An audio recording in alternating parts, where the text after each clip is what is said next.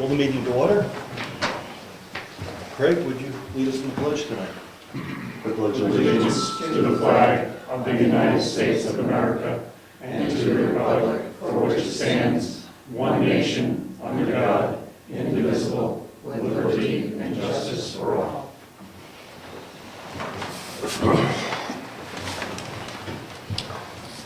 Our agenda for the evening includes 2 speakers. Then we'll do some town business. Then take any reports that we have from some of the committees. And then we'll go into the budget work. So kicking it off, first we have Jack Drinkwater, who is the coordinator of the Medical Bridge program. Medication Bridge over in Huggins Hospital. And he asked to speak to us about his work. Right. So Okay. you can sit here if you like, And you you're can on stand. You're gonna be- International Internet. I can watch myself in video. That's it. Sure. Well, thank you for letting me come over. Just briefly, the program started back in 2001 when Les McLeod was the president of the Huggins Hospital that had some interest in helping people get free medications. My wife and I were volunteering at Huggins in various capacities at that time. And the idea kind of piqued my interest because it was rather unique. So I started the program in '01.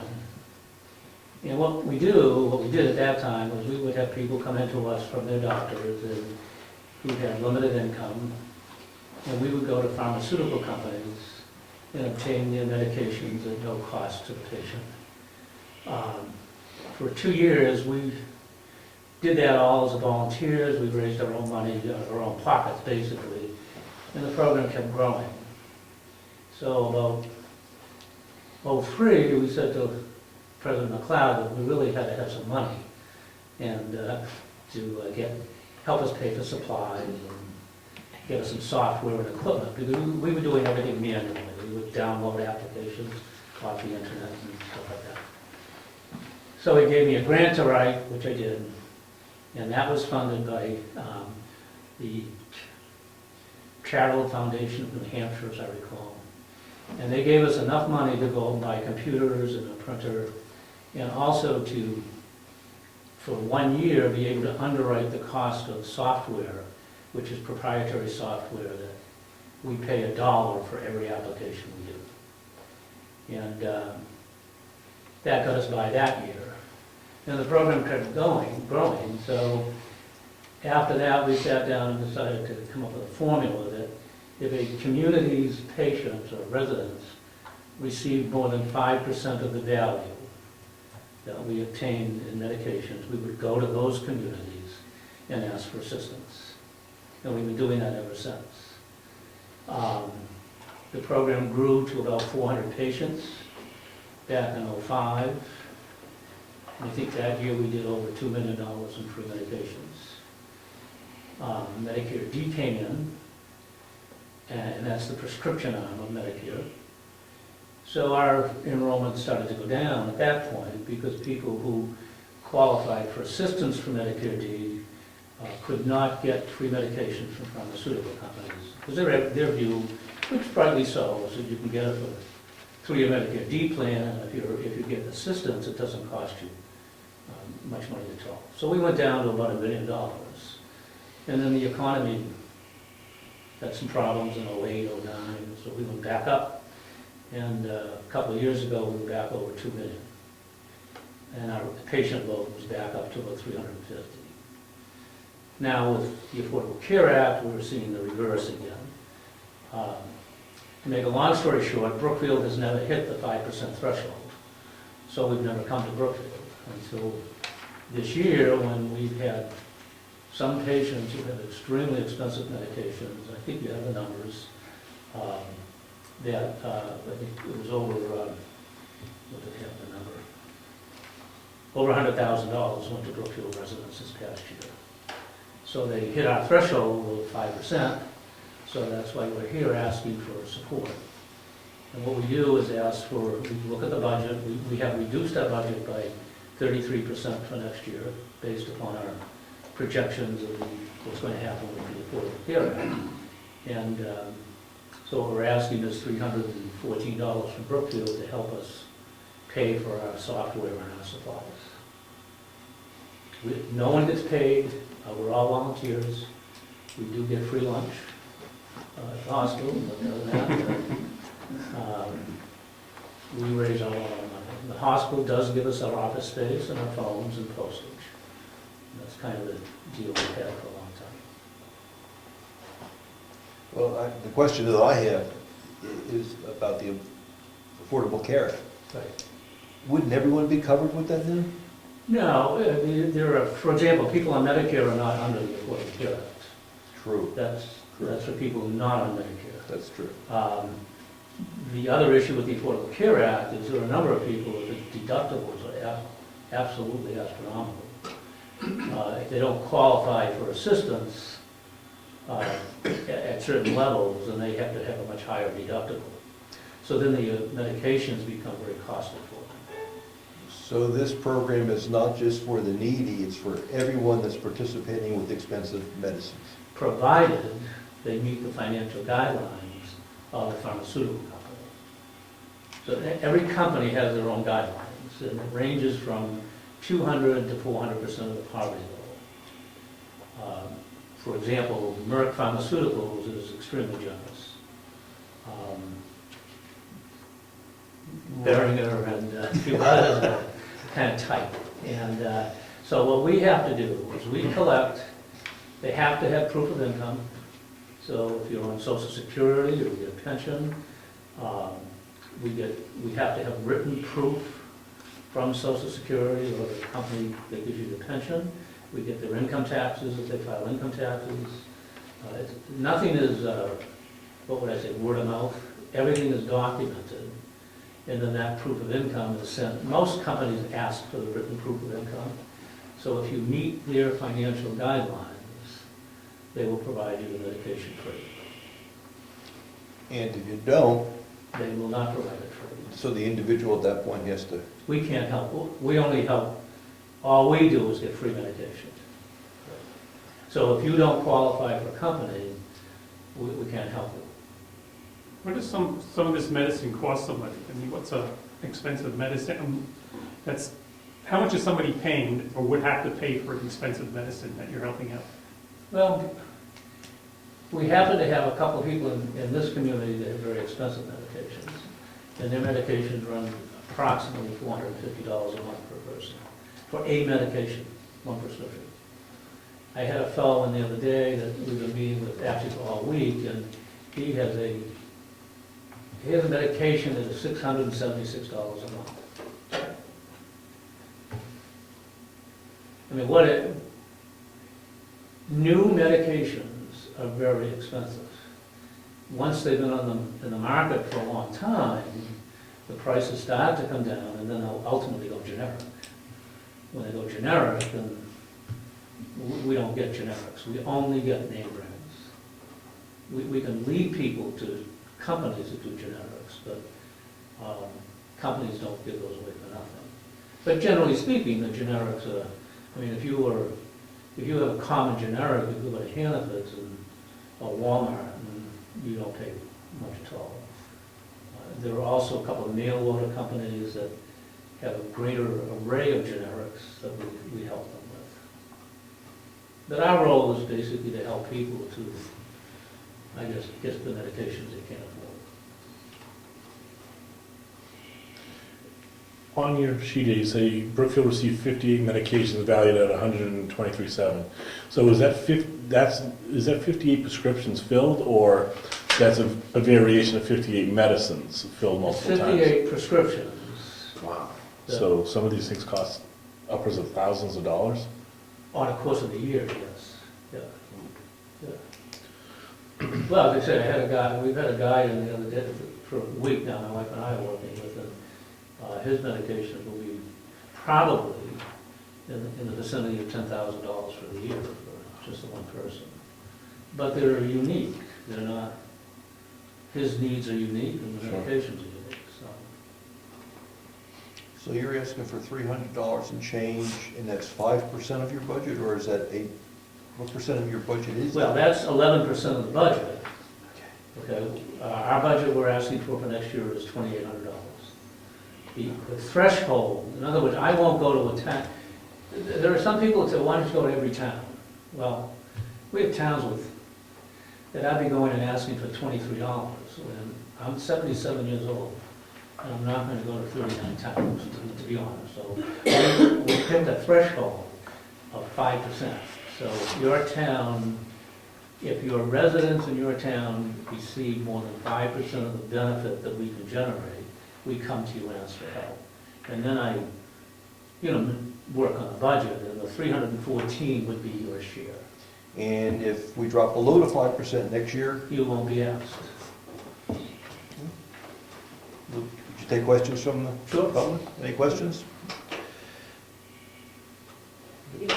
If they did not, if we don't vote and say the 314, those people that were receiving the medications would then not be eligible, is that correct? It's not a question of eligibility. It's, if they're eligible for the company, if you people don't want to pay, we won't, my wife and I and the other one, we'll come up with money. We won't dump them. No. Ed, you got a question? Yes, do you ever get private donations? No. Are you allowed to receive private? Yes, we are. Every now and then we get something, and as a matter of fact, Harvest Market has indicated that they're going to give us something this year, but it's not a predictable, you know what I mean? Every now and then they will, Harvest Market is a program that they pick charities, but you never know if you're gonna be one of them. But they called us this year and said they would help us out a bit. So yes, we would. Are you a 501c3? Well, we're under the hospital. I didn't want to go through the process, so all of our funding is deposited with Hubbard's Hospital. And they are a 501(c)(3), a 501c3. Yeah. Because there are other ways to fund yourself. You can start, use GoFundMe. You can use a lot of internet social networking sites that will allow you to pull in a large sum of money from donations all across the country. And if that's not something you're doing already, you should try to do that, because you can connect that to your bank account so that money can flow in there. Okay. Because I've asked other people if they knew of your organization and they did not. So I think if people didn't know, they could possibly see themselves donating money.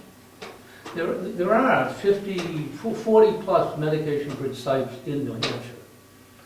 This is a program that started back around the late 90s, sort of stimulated by a person in Pittsfield.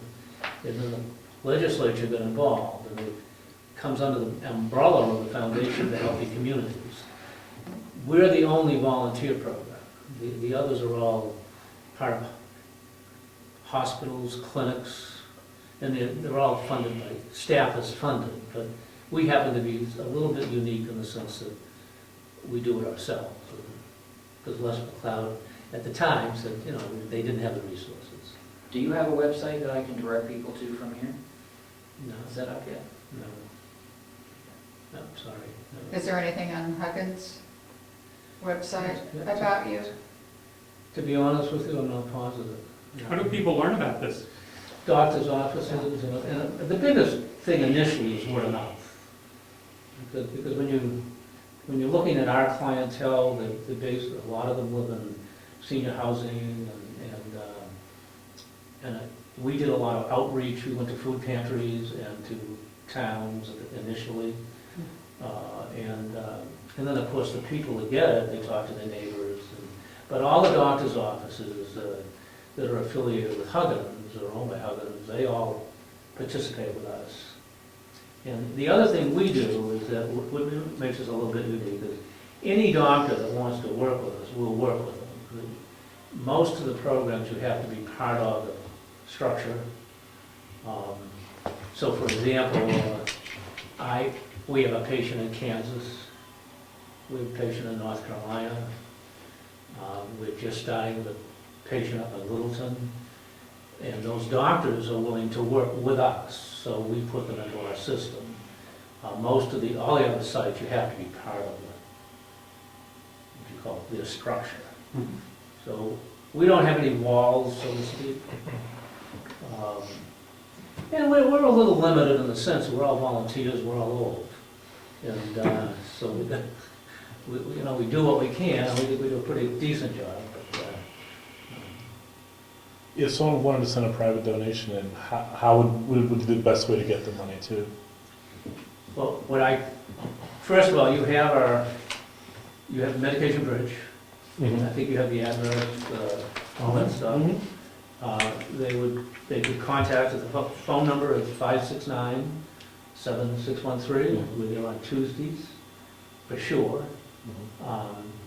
We used to be there 4 days a week. We've cut our time, but we're there more days. But Tuesdays we're there. If they call, what we would do is ask them to send it to Medication Bridge, Pure Brothers Hospital. The donation would be deposited in Huggins Hospital Bank. But it would be earmarked for this? It would be earmarked for that. They keep our funds separate. I raise the money, they pay the bills. So why don't you read that? I was just going to do that. So for those who want to donate, you would make a check out to Huggins Hospital. No, to Medication Bridge. Okay, to Medication Bridge. Be careful of that. Okay, you would make it the check out to Medication Bridge, mail it to Medication Bridge, care of Huggins Hospital, mail drop 28B. The street address is 240 South Main Street, Wolfboro, New Hampshire, 03894. Good, thank you. Any other questions? Yes, sir. How would we carry this in our budget? As a separate line item, I would. or would we put it into our welfare? I would put it at the tail end where we have all our donations, so we can see exactly where it's going. Like for the library and so forth? Yes. Yeah, okay, That would be my recommendation. yeah. So it could be, since it's a money item, it can be discussed at town meeting. Yes. Okay. Well, I think I can speak for everybody, appreciate the work that you do for our community, and for all the communities, and your efforts as a volunteer to do this. It's really appreciated. I know you came a long way to come here for the $300 plus, but we Just appreciate 23 it. minutes. But you taught us a great deal about this program. Yes, thank you very much. Appreciate it. Well, appreciate the opportunity. Thank you. Yep, thanks. Thanks. Thank you. Yep. Nice to meet you. Yep. See ya. Good to see you. Thank you. Thank you. Thank you. Now, as people on medications, I know if they're in this program, they're paying like $800-900, especially arthritis type things for infusion and everything else. Well, it's a very quickly. I personally think it's very nice they're volunteers. It's just for some hardware that they have to run their systems on. Very nice. So we have about 10 minutes before we have our next presentation. Why don't we touch on some of the business that was going to come up a little later? Maybe the easiest one is I received another phone call with someone volunteering to talk to us about some land for a cemetery. The individual's name was Frank Urro.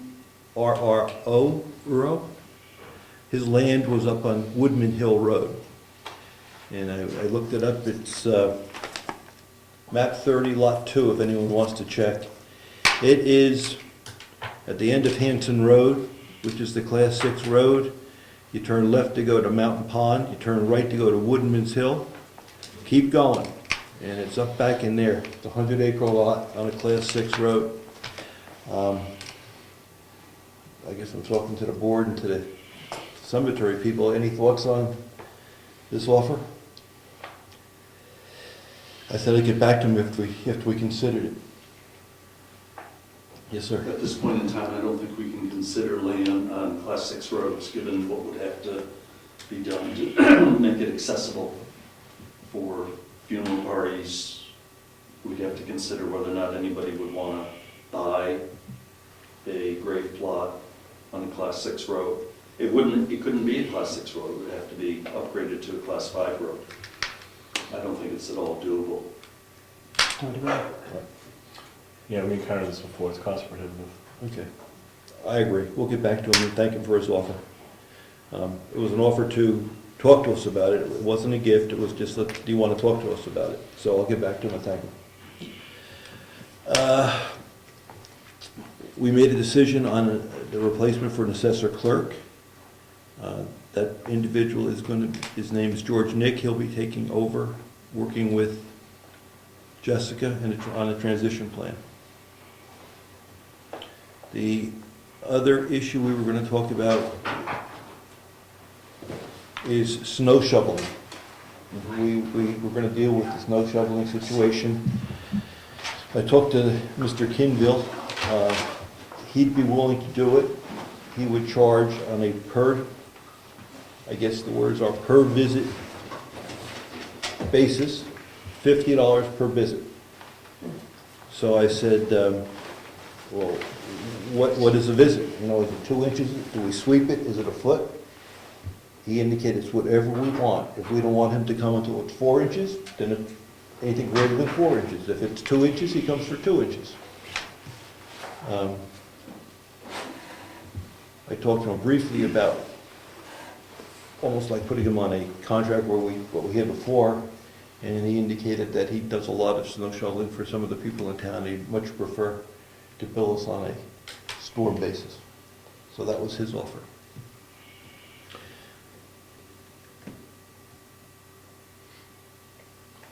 That can get very costly very quick if we have a bad winter.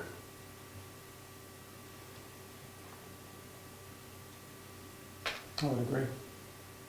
So we're going to not pursue this year? And What's the idea with regards to current, or do we go, or we know Eddie said he was willing to do it, Yeah, that so it was- was rough. that was the arrangement we had, that when the road agent was done, before he went home, he'd do it. We could stay with that. What I learned from this is that I was surprised at the cost also. It sounds like before we get into a seasonal type of maintenance activity, we should go out for some bids for some of the work and see what we get, because the same thing's gonna happen with the lawn this summer. We're gonna have to do lawn maintenance, and before we actually get into that, I think we should ask for people in town, if they wanna do it, to tell us how much they would charge us.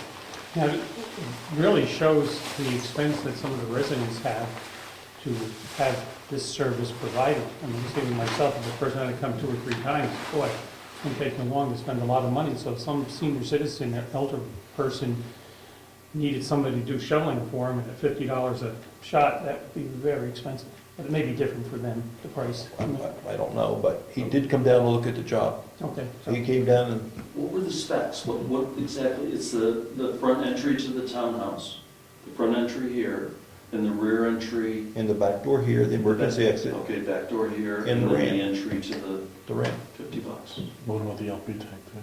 No, Ed was gonna take care of the LP tank, because he was gonna commit to We the get shed. 45 over there? 25. But I'm not gonna do it. I don't do my own. Well, that's part of the issue. I don't hire somebody, I leave it. Okay, so we're gonna stay with the road agent for the rest of this year. Just hope he shovels fast. Okay, so I think we You have, won, Eddie.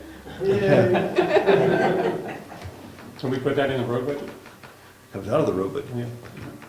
Oh, that's what we wouldn't put it in the road, we're not putting money in the road budget. You lost yourself for a second. You never win. So I think Adam, Dwyer. well, I can't say that, I'm sorry, has joined us. You did some work for some of your trustees in the town, looking at some land up on Lifery Road. Yes. And we invited you to come down this evening and tell us about what you found, and then take some questions from us. Sure, yeah, You can come sit up here if you like. You can look at the camera or look at us.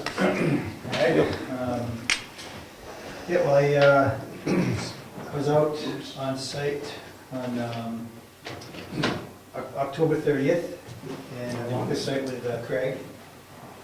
And I delineated the site that day and found 3 wetland areas close to the road. The bulk of the property is upland and non-wet. There was one area somewhat poorly drained, which has a shallow water table within 15 inches, so that probably would be, even though it's not wetland, it would be fairly limiting for a cemetery site, that portion of it. It's a small area.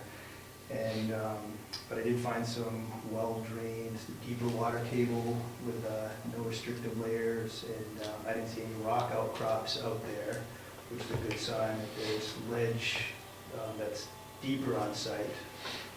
And we did talk about doing some soil mapping with using an excavator to get down 6 feet to see if there is any ledge throughout the site within 6 feet. So what I also found, when I was on site, I recognized, I was thinking that I might have been on site previously, and then in 2006, I had done some work, a portion of probably about an acre and a half on the site, and I had done some soil mapping and one test pit in that area. I brought up a sketch, actually. I only brought a few copies, but there's 3 of them. I don't know if anyone in the audience wants to. Cemetery. Yes, we've seen this. Yeah, well, I added a little bit of additional information on here. So share with you. So the base plan, kind of the background information is what Craig had provided. The blue marker is the wetland delineation. And then the black marker I added, just to give a general idea of where I did the soil survey back in 2006. And also the test pit is that little star, kind of in the north and near the Woods Road there. And the test pit was dug with an excavator, and I had a water table of 20 inches, yeah, and a restricted layer. Ledge at 67. Okay, so that's just under 6 feet. When I mapped the area, I considered most of it to be well drained with no restricted layer and no ledge. That's kind of digging down 40 inches, because it's all hand done on soil mapping, typically. So, and that's just within the 2 black dash lines that I looked at. So that's kind of the information I have to date on the site. Well, one of the questions that if you take a question, one of the questions, we had our road agent go out there with his backhoe, and you went down about 6 feet, I would guess, in 3 or 4 different locations. Right, I showed 6, Adam, yeah. I think we found 3 of them. Yes. The ones the most easterly, going towards Old Governor's Road. Yes, up a little bit of a bank. And the one that Eddie did that he found unsatisfactory is the same area that Adam's talking about, where it all comes from that upper corner down the ledge, down a steep hill. There were a lot of boulders, and then there's the dump, or the stump pit, whichever you want to call it. Yes. So the question is, what can we assume about the characteristics of the rest of the land from 4 or 5 or 3 test pits? Well, anything, or is it? Well, it sounds like there's no ledge down to 6 feet, so that's definitely good. So you only hit ledge on that one test pit, right? And did you think there was a pan in there? That Craig kind of indicated that he thought. Yeah, and it could have been just a very large boulder embedded in the hard pan, but I could not move it. Okay. You know, but it was tough digging on that, from the access road, the one to the left. And that's from that access road up towards the field, Correct. where you go up that hill. Right. And then That would be a around. westerly, Yes. a westerly direction. Yeah. So pretty much when you walk in, and you walk into what we call the dump, everything to the west of that, we would not be using for grave plots. The whole thing is, Well, I mean, the test pit that I did there, closer to the road, I think, that potentially could be, because it's a little, the slope is a little bit more, well, it's less steep. Yeah. And if it's deep enough, then it'd be a good area. But, I mean, the biggest, if you don't have ledge, then that, I mean, that's the biggest thing, is you gotta be able to get down deep enough. Water table is a concern, because you want treatment, I would assume, from, if you have a casket in the ground, you're gonna want water flowing through it would be fine, as long as there's some treatment occurring. But you wouldn't want it submerged. And then restrictive layer, if you have a hard pan out there. I don't know what that means, restricted. The restrictive layer is when you have a really dense, firm layer, and it's, water doesn't flow through it easily, so it hits it and sits on top of that. That can create issues. If you have somewhat of a slope on it, it'll flow down, and you get your treatment horizontally versus going down deeper into the soil. So that's not necessarily an issue, but it's just something to consider, because that'll hold water. And then a lot of times you'll have the water table there right on top of that. But if you have some type of slope to it, it typically moves down slope, so you might not get a water table on top of that restricted. But you can dig in it, it's just, You can dig in it, yes, it's not a bedrock, it's hard digging by hand, but it's an excavator to get through it. because the area that's being considered is easterly.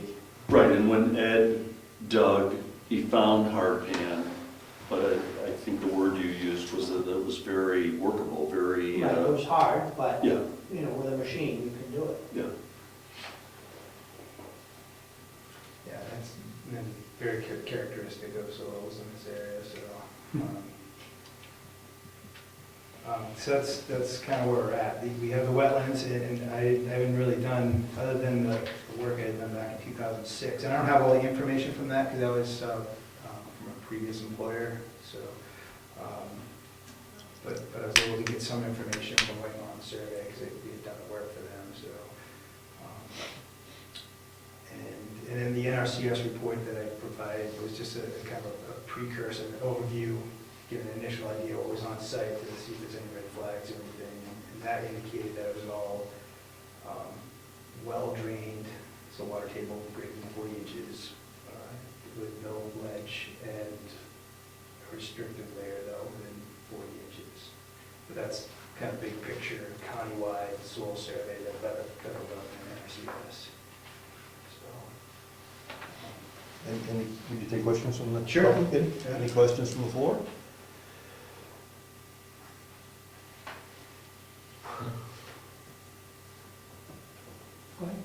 Right, everybody's quiet.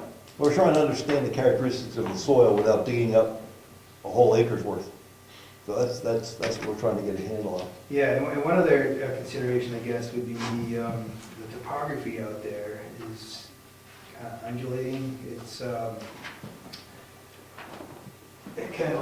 there's a high point here, oops, down here. Can you turn that just a speck, please? That's fine, thank you. So it's so the property is located right here, and there's a high point here, and it's a steep slope down, and it's kind of a strong sloping down this way, and then this kind of flattens out a little bit more here, and then the front of the property down here kind of flows to the road. Back here, it kind of goes like this a little bit. Okay, so there's, I'm not really sure, most of the cemeteries I've seen are typically flat, or generally sloping maybe, but, so there might need to be some grading in there. Well, some of the work that we think we have to do is obviously stump it, Yes, yeah. and during that process, we have an opportunity to flatten it a little bit.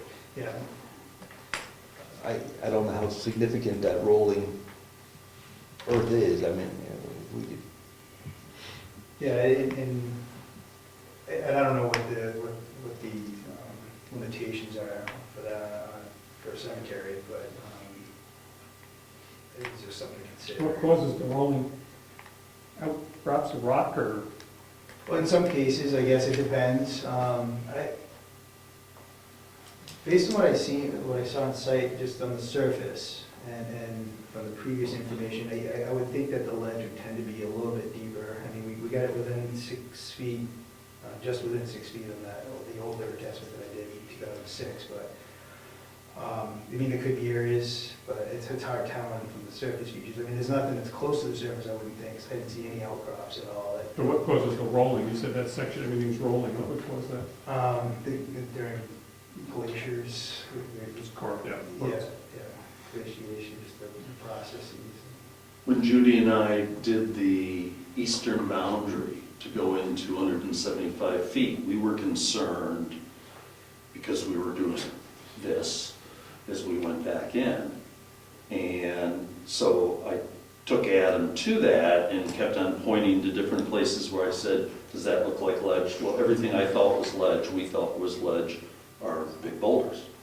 Yeah, there's a lot of surface stones out there and boulders, Which is pretty much what you're gonna find. Yeah. I mean, when they dug the grave in the current site, you saw the boulders that they had to leave in the stone wall that he took out of the hole for one casket.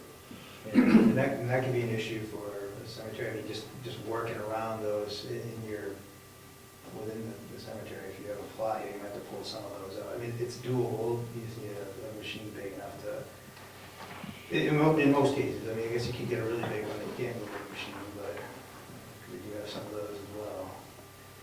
It was made to clear it all out, get all the boulders out. One shot, piece of equipment there. Make a big rock wall.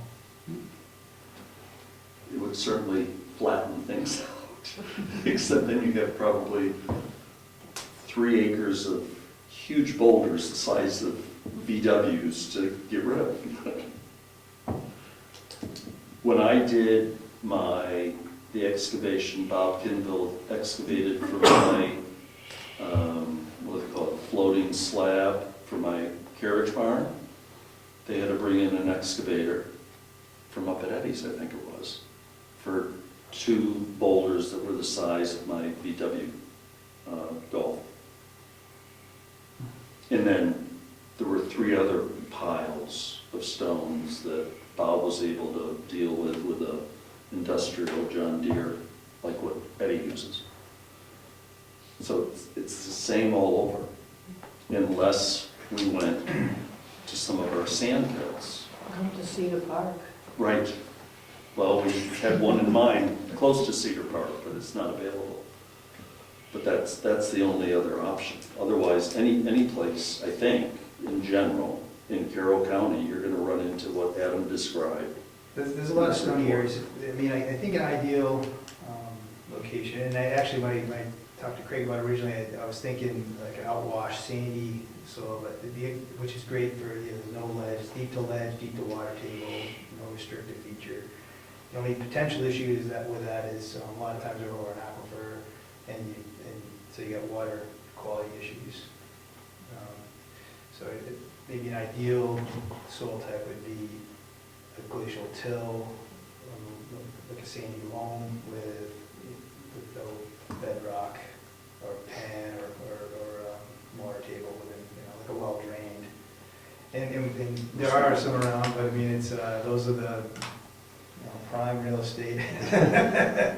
So tougher to find, but I mean, they're out there. And using the soil survey, or if I don't know if the town has an NRI, a natural resource inventory information that they have, you might be able to identify some of that using that information, or definitely on the web soil survey. I don't know if there's a quick way to find out certain types of soils, but I mean, you can get that information on there to identify potential areas. How accurate are they? Well, it's on a countywide basis, and so like on this site, they had a Hennecker soil, which is well-drained, glacial till, with a restricted feature, and what I found out there was pretty similar to that. I found the test pit would have keyed out as same type of soil, but a different drainage class, which is common. When you get down to the site-specific soil mapping, you'll have a variation. You'll have a well drain and then a moderately well drain, so a little shallower water table.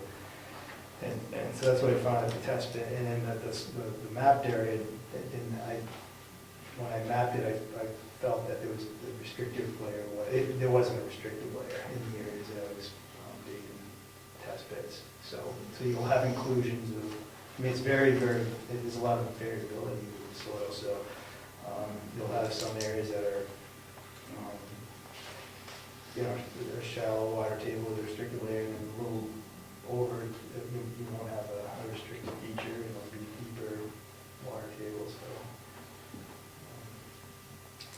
so the county, they're fairly accurate for the scale, I guess. So it's kind of a big picture, countywide. Kind of gives you an idea. If you look on there and you find like the easy ideal soils, then you want to take a closer look, because you might be, they're very likely to have some wetlands on there, and some drainage classes that are, a little higher water table. Okay. You, Yes. you mentioned an aquifer. Is it something, you can't have a cemetery over the top of land that is a designated aquifer area? Because we have a big area in this town that is, of course, associated with the Salmonville wells and water district, Yeah. I'm not sure as far as regulations for cemeteries, if you can't have a cemetery over an aquifer. It's just something to consider. Yeah. If you have sandy soils, the water just flows right through it, so if there's, if you put anything in there, it's going to potentially get into the water table. So it's just something to consider. I'm not aware of any regulations around cemeteries for that, though. So what I'm gathering is sand doesn't actually break stuff down. It doesn't treat it as well. That's what I'm trying, it doesn't treat it. It goes slowly through some other types of soil, you get better Right. cleansing. Yeah, you get the soil treats it. So if you have a finer material, it goes through slower, and there's more chemical processes that occur and biological processes that occur that treat the water.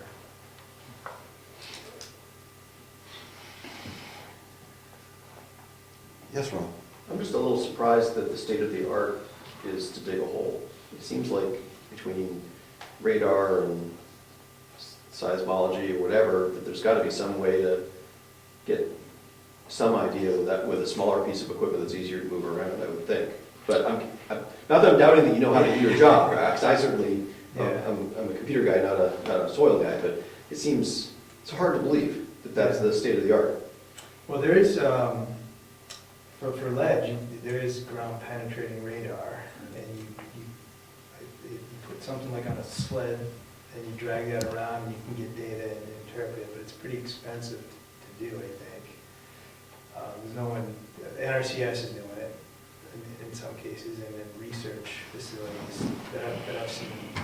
There are actually now some companies, there's one company in New Hampshire, small company, that is doing it for graveyards. I mean, we talked about whether or not it would be worth the expense to have them come and do the current graveyard, so we could really determine, they can tell if there's a body buried, whether there's a coffin or not, if it's in a shroud or if it's a skeleton, they can tell. And they can also tell what else is down there in terms of rocks and boulders and stuff like that. But we decided pretty much that it was cost prohibitive and that we were better off starting with a new cemetery. And chances are we might be able to find 3 or 4 spots for casket burials in the current old cemetery if we spent the money to do the sonar, ground penetrating sonar, that is. You can rent, it looks like a lawnmower.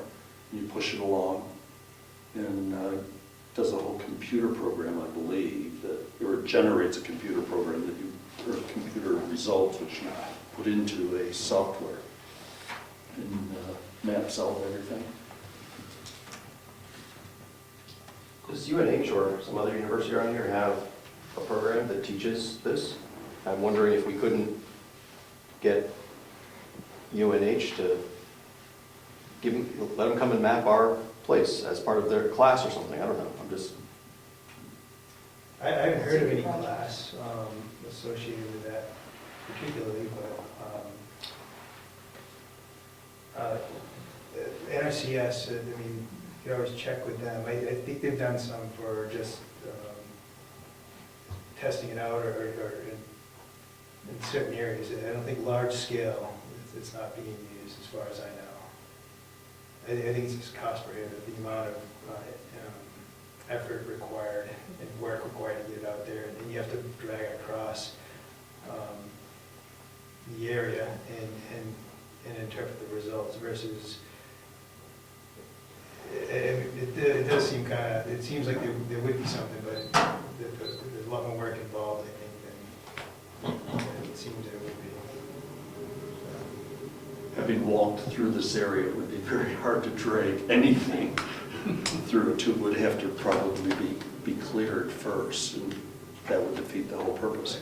What we're trying to avoid is putting any more energy and money into this until we're pretty certain that it seems to be doable. we're going to run into the same problem at any location probably, right? Unless it's Unless we find open a field. moose mountain, a nice sandy spot. I mean, those are all sand hills across from, you know where Eddie's sand pit is. Everything coming down on both sides of the road, down to the beginning of Tumble Down Deck, that's all sand. Dion's, the recreational area, the land that you have, the land you got, that you added to your current land, and then of course yours, and then across the street, everything.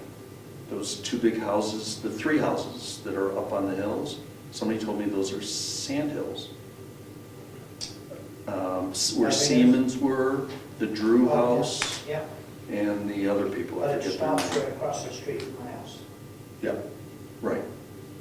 And it stops then down at Tumble Down Deck. It's just that the glacier must have just decided to dump it there. Okay, good. Anything else? Well, thank you. Thank you. Thank you for coming, appreciate it. Sure, yeah. You can call or if you have any other questions. Sure. Thanks. More information to work with. Yes. No one's gonna say yes to it. You will, okay, yes, do it. There you go. I'm going to be driving this thing over and see a little body there. Okay, what else do we have before we get into the budget? We'd like, I guess we should do the mail. Is there any mail? Yeah, public comments, there's no minutes to do, right? I have two things that you mind bringing up. Go for I it. did call the county about that NS 48 or whatever it was, and the person was not there. Okay, and you're talking about the budget they gave us last week? That is correct. So I'll follow up on that. I had a call this morning from the attorney's office in regards to the Fairpoint situation, and they are going to take longer to draft a letter to us. They were supposed to have it to us today.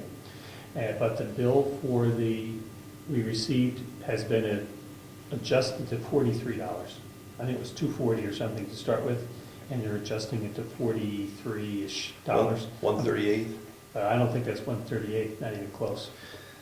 And the letters about?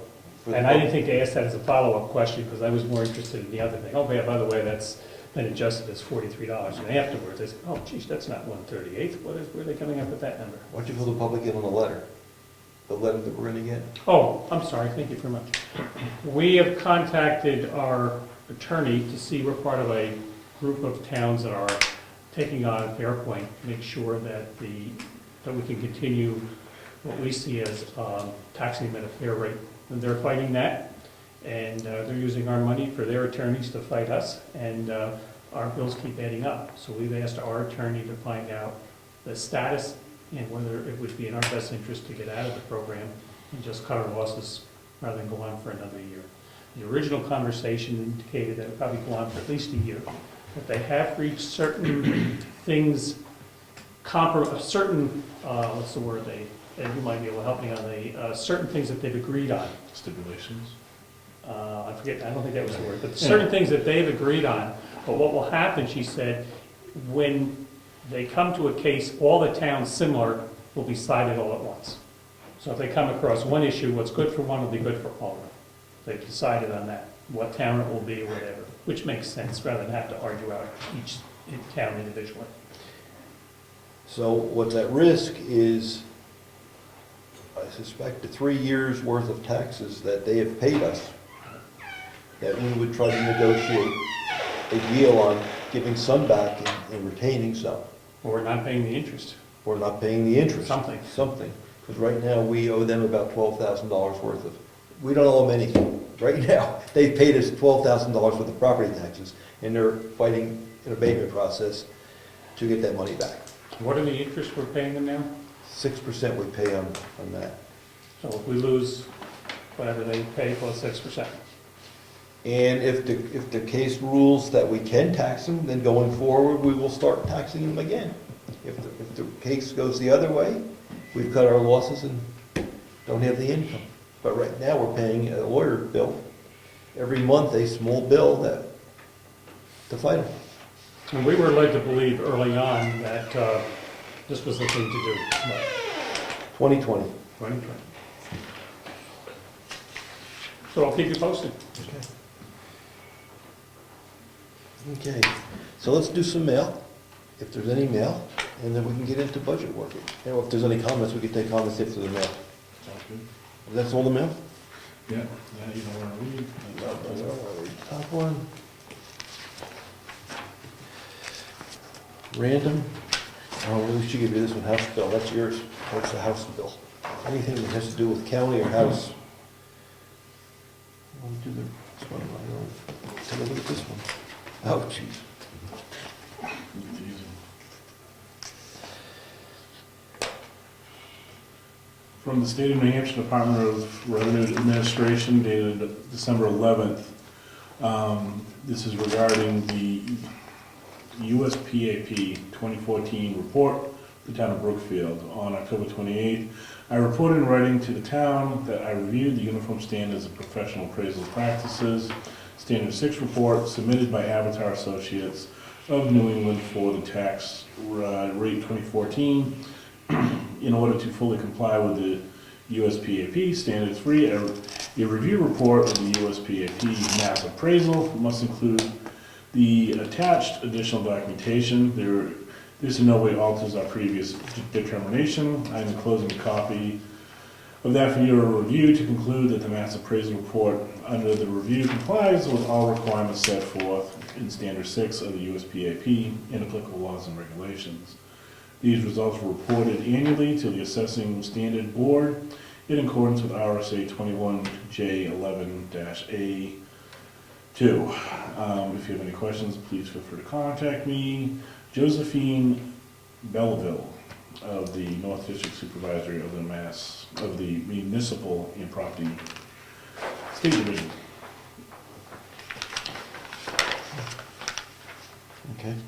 And there's a good amount of information here with regards to the scope of the work that was done, her review of the assumptions and implementations of the work that was done by Avatar on our behalf to set our new tax rate. Okay, thank you.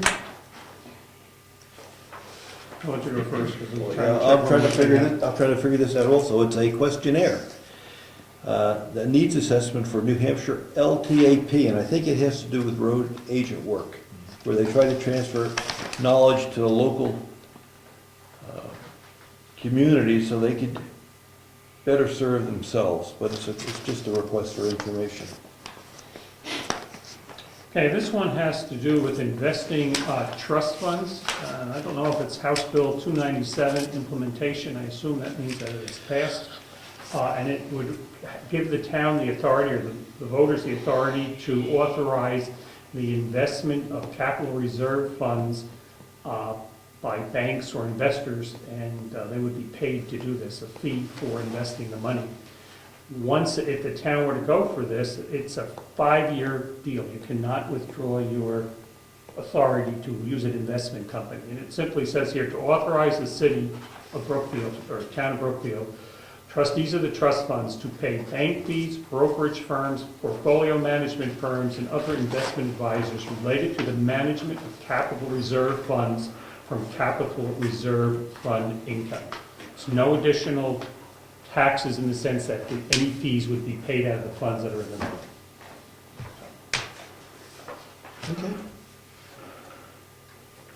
We have any public comments tonight? All right. Do we have any committees that want to make a report, that feel like they have to make a report tonight? All right, we're going to go into the budget where we left off last time. We started to work on a preliminary budget for next year, and we were about halfway through it, and we'll continue working on that budget. So is that updated or? Oh, it is, okay. I thought we were using it. Such a cool notes on that. Thank you. Anna, thank you. Not much. We went over the town clerk's budget Yes, but already. she gave me one. Oh, she did. Wasn't that thoughtful? I And have, then I changed it. and I have some comments on it. The state has decided that we have to support ourselves with respect to motor vehicle registrations. And we have to buy the hardware, we have to buy the communications, and we have to start providing the IT support for those systems. In the past, the state did that. I'd like to put, for comments, a line item in Virginia's budget to show this increased cost. Because we didn't have the option, we have to absorb it. I checked with her. We register about 600 vehicles a year. We get $2.50 per vehicle. We still lose money on this transaction because of the cost associated with the new hardware, the new software. It's the old software, the new hardware and the support. So I'd like to put a line item in there showing the support for the computer system under the town clerk budget, instead of absorbing that somewhere else. And if the town doesn't, we don't have many options. Either we can go back to the old way of doing it, where you come in and you come in and you pay your taxes, your local taxes, and then you go to Tamworth and you pay the state portion. That's the option. You can't mail it in, you gotta go somewhere else to pay the state portion. So for that convenience, I think it's gonna cost the town a couple $1,000 for that convenience, but the state used to absorb it. Yes, Ron, you had a question. I Rod. think you just answered my question. It sounded like there was an unfunded mandate here, but it sounds like that there is not actually a mandate. The people are mandated to pay the state portion, but the town is not mandated to manage that transaction. That's correct. Okay. And we collect $2.50 per transaction that goes into the general fund. So that's $1,500, but I think the expenses are going to be greater. We can, and we should discuss it, we can raise that fee to $3. I believe she's doing that. Well, she has to notify the state, because then the people that use that service would bear more of the cost, as opposed to someone that has one vehicle and pays it out of their property tax. So I'm glad she would do that. She did mention that they are increasing it. I don't know when they're increasing it, if it's at the first of the year or what, I would $3. I would suggest we do that the first of the year. Coach her to do that the first of the year. I think Ed, she has a sign up in there, but She just does it, or? she has to notify the state. she has notified the state. But I believe she did say they're upping it to $3. She's upping it to $3, which I believe is what it is most towns. It is. And I can see down the road where it'll be increased even more. If the towns are given the option to increase it, I don't know if the towns are given the option to increase it. The upper bound is On their $3. own? The upper bound is $3 today, unless the state changes the limit. That's the most they can charge. That was my question. Are we capped at $3? Yes.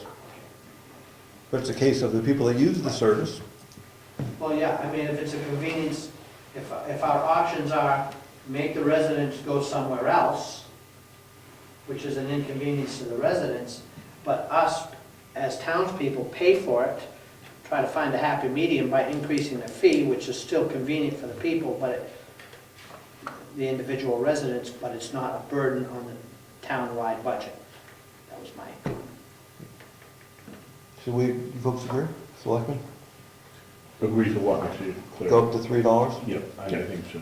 Okay, I'll give her some feedback that we suggest, recommend that you take it to $3 first of the year. And to get back to your original point, you want to put a line item in there for computer support, Yes. right? Yes, because today when there's ever an issue with the systems, she calls Concord to get resolution, and we do not get billed for that. Okay. Now it's our system, if there's an issue, she's gonna have to call our local support, and I expect to be billed for that. So have we made any progress with the installation of their software or whatever, or art software to run their system?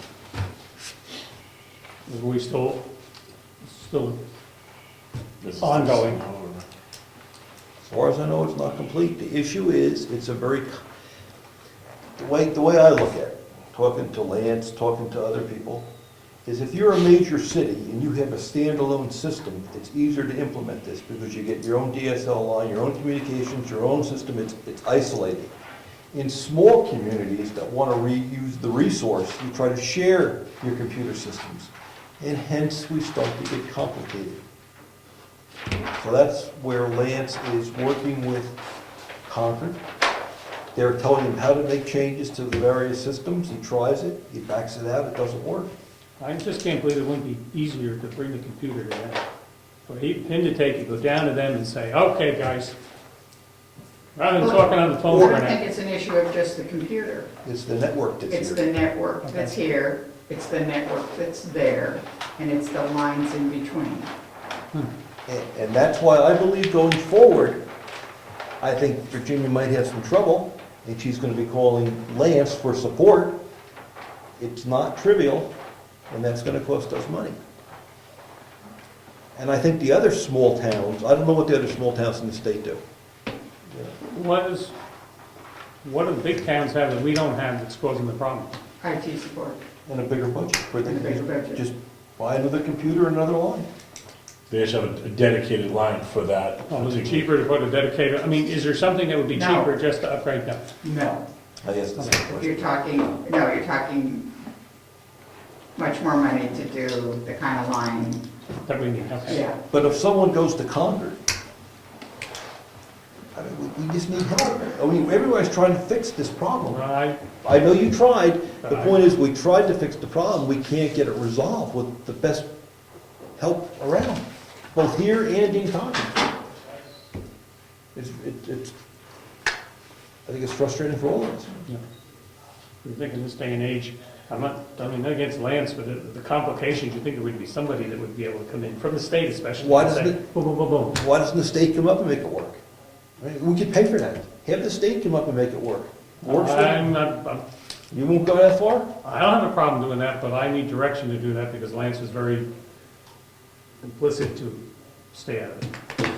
So I would need direction before I would even attempt that. So you could talk to Lance, he has reasons, and he's working closely with them, et cetera, et cetera, et cetera. So I'm not getting into that one. Well, I understand. Frustration is we've been working on this. And he must be very frustrated. Oh, I'm sure, yes, he is. We've been He's working put a lot on of time and donated a lot of time trying to fix this. Yes, he has. He has not billed us for all his time because he's learning also, but we're not resolving it. Well, I know yesterday, while he was here, whatever the problem is, the ongoing problem, happened to Ginny, so he was able to see firsthand exactly what happened, Yeah, which he felt that was was good. helpful. That's, the old system is That's dying. the old system. You know, can we go into project management mode? Have the meetings, make the action register? I don't know if we can deal with the state that way. We don't have a list of open items. All we know is we're frustrated because we can't get it done. If we were in business, we'd be calling a meeting and get these parties together and let's make the list of what has to be done. I don't know if the state works that way. I'd be glad to find out if you give me a contact.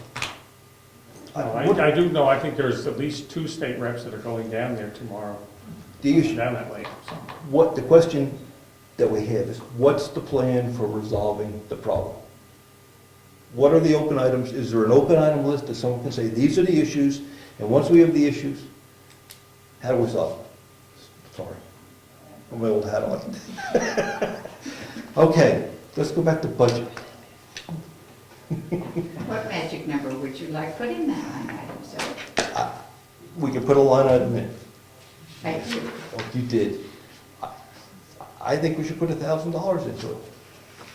where are we on that line? This is this town clerk's area. 4140. Page, let's get together. There it is. Page, Page 3.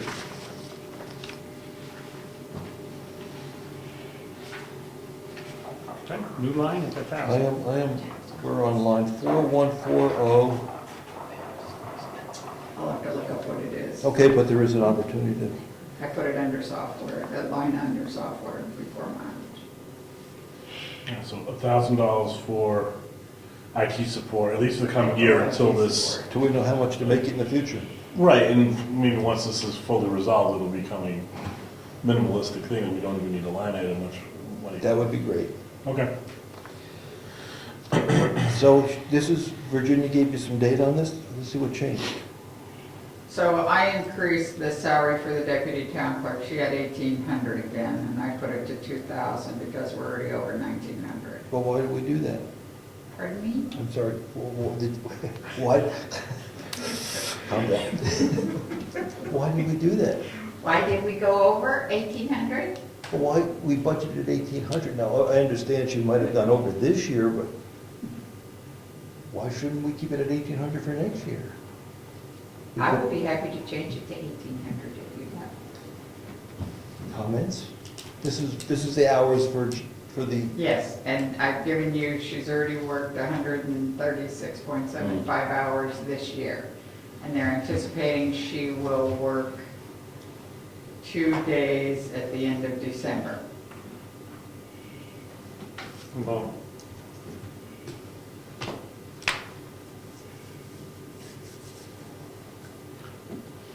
I guess well, I'll get Virginia ugly at me, but it seems, in my view, there seems to be a problem.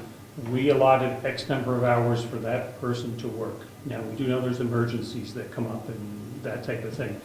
And I'm not saying Virginia's misusing anything, but if all of a sudden Virginia wanted to go away for something, then the person would add additional hours on. There's no incentive, there's no thing, when money runs out, you've got to take care of it. I don't know how to word that nicely, but. Well, you say if you on average work 5 hours per week, 52 weeks a year, that's the amount of hours you're budgeted. If you want to build in a 5% buffer for emergencies and whatever, then there needs to be a budget established, not just whimsical, well, this year we worked X, next year we'll work X as well. Because you know it's always going to, well, I shouldn't say that, but most likely will keep increasing. So how many hours does Jennifer currently work per week? when we advertise the job, we said up to 10 hours. 10 hours 10 per month. per month. Per month. Per month. Doesn't have to be all in 1 month, Mhm. you can manage that over the year. So that's, It's 120 hours. So right now, we're on schedule to hit over 145 hours. So there's about a 25%, I know there's about a 25-hour bump there, roughly 20% bump from the normal 10 hours per week. I guess the question I have is, what do we, and maybe it's not the big item, but it's just, what do we expect for those 10 hours? Do we expect her to cover when Virginia's out? Do we expect her to go for training? Do we expect her to work with Virginia in the office? And what's the expectation for the 10 hours? Is it vacation time for Virginia? Is it all that?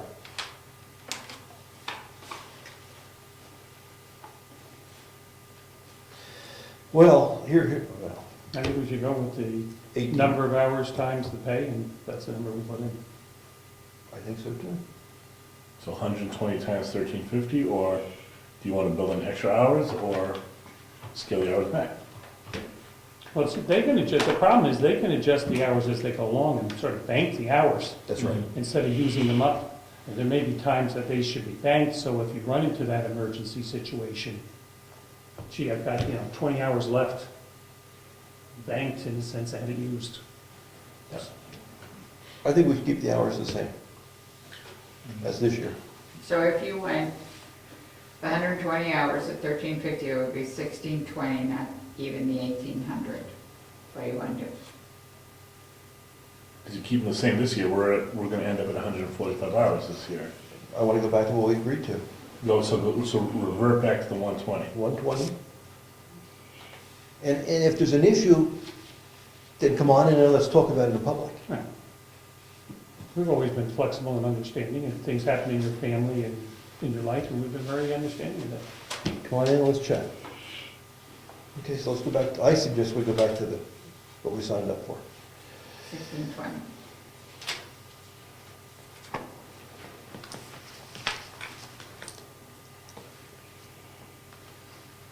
All right. And I know she watches the tape, so.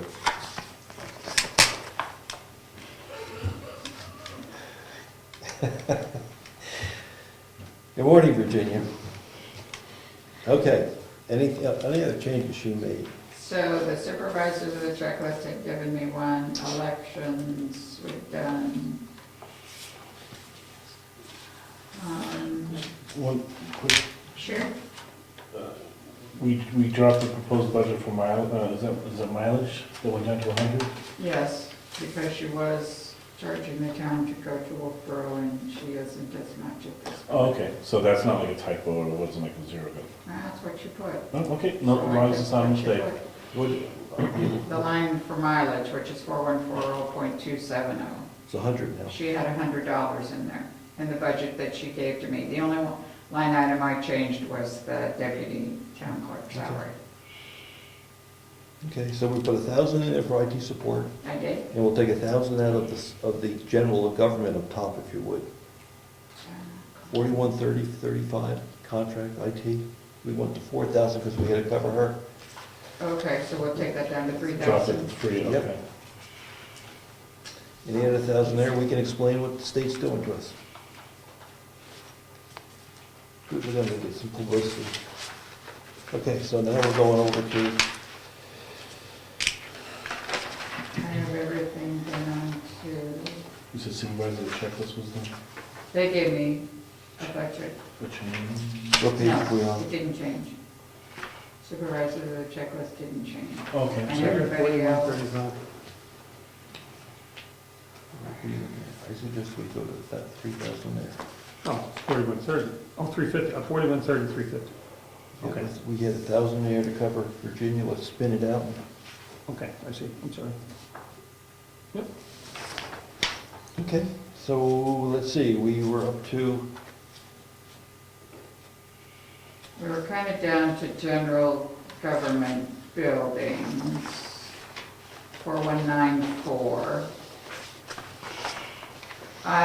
We left out the fuel, oil, propane, and electricity, and unfortunately, I left all those numbers at home.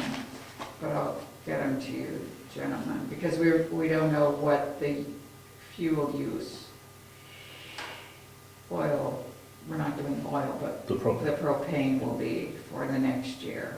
All right, so work on that next. I'll work on it. Okay. Backing up for a second, the reevaluation of property, that's going to be a warrant article, so it shows $1. yes.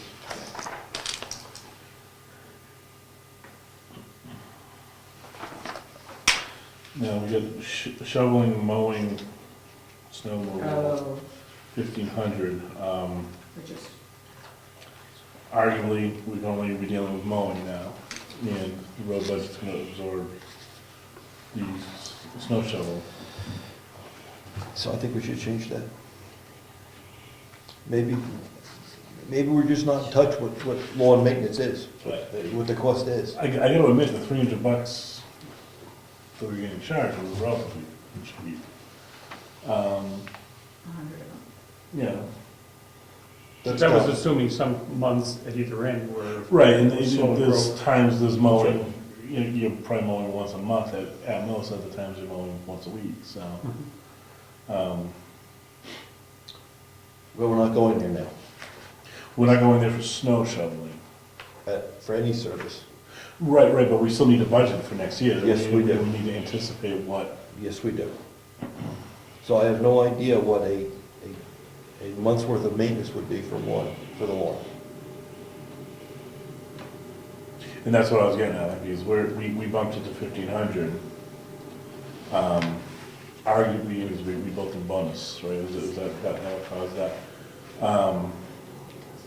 Do we need to get bids on what it's gonna cost to I get that think- done, or do we estimate multiple mows and landscaping per spring, summer season? I think we should put a number in there and then go out for some bids to get the work done, based on what we just learned with snow shoveling. So we have to put a planning number in there, a budget number in there, and then see if we can't get a better number when we go out for bids. Because now we're just dealing with a mowing, so it's not gonna be shoveling snow. But it could be, It could be more $1,500, effective. or it could be, I don't know. Based on the lack of data, I'd leave it at 1,500. Okay. No, so sure we're not, we're under that. Telephone's fine. I did call someone that does the phone system for work. That head came up awfully quick. Well, people don't know what we're talking about, so we're Okay, talking so I about, we're had talking about. proposed that possibly the town should look into getting a new phone system where, since we have no full-time employees, people are kind of in and out of the building on different days. There's people here every day of the week, but if thinking to the possibility that maybe we could have people leave voicemail, be able to pick up messages, that kind of system, just a simple one. I've called the gentleman actually today and haven't heard back from him, but he does systems for everything from 4 phones up. So I think we're in line with what he can do, and my understanding is he works with a lot of systems. I know we have a lot of phones and phone lines with him, and he's able to not only do new, but possibly use that he will guarantee stuff. Since in my count, we need 6 phones that, you know, or something, a system that would handle 6 phones. So, but I think it's something. 6 extensions. 6 extensions that we should start considering.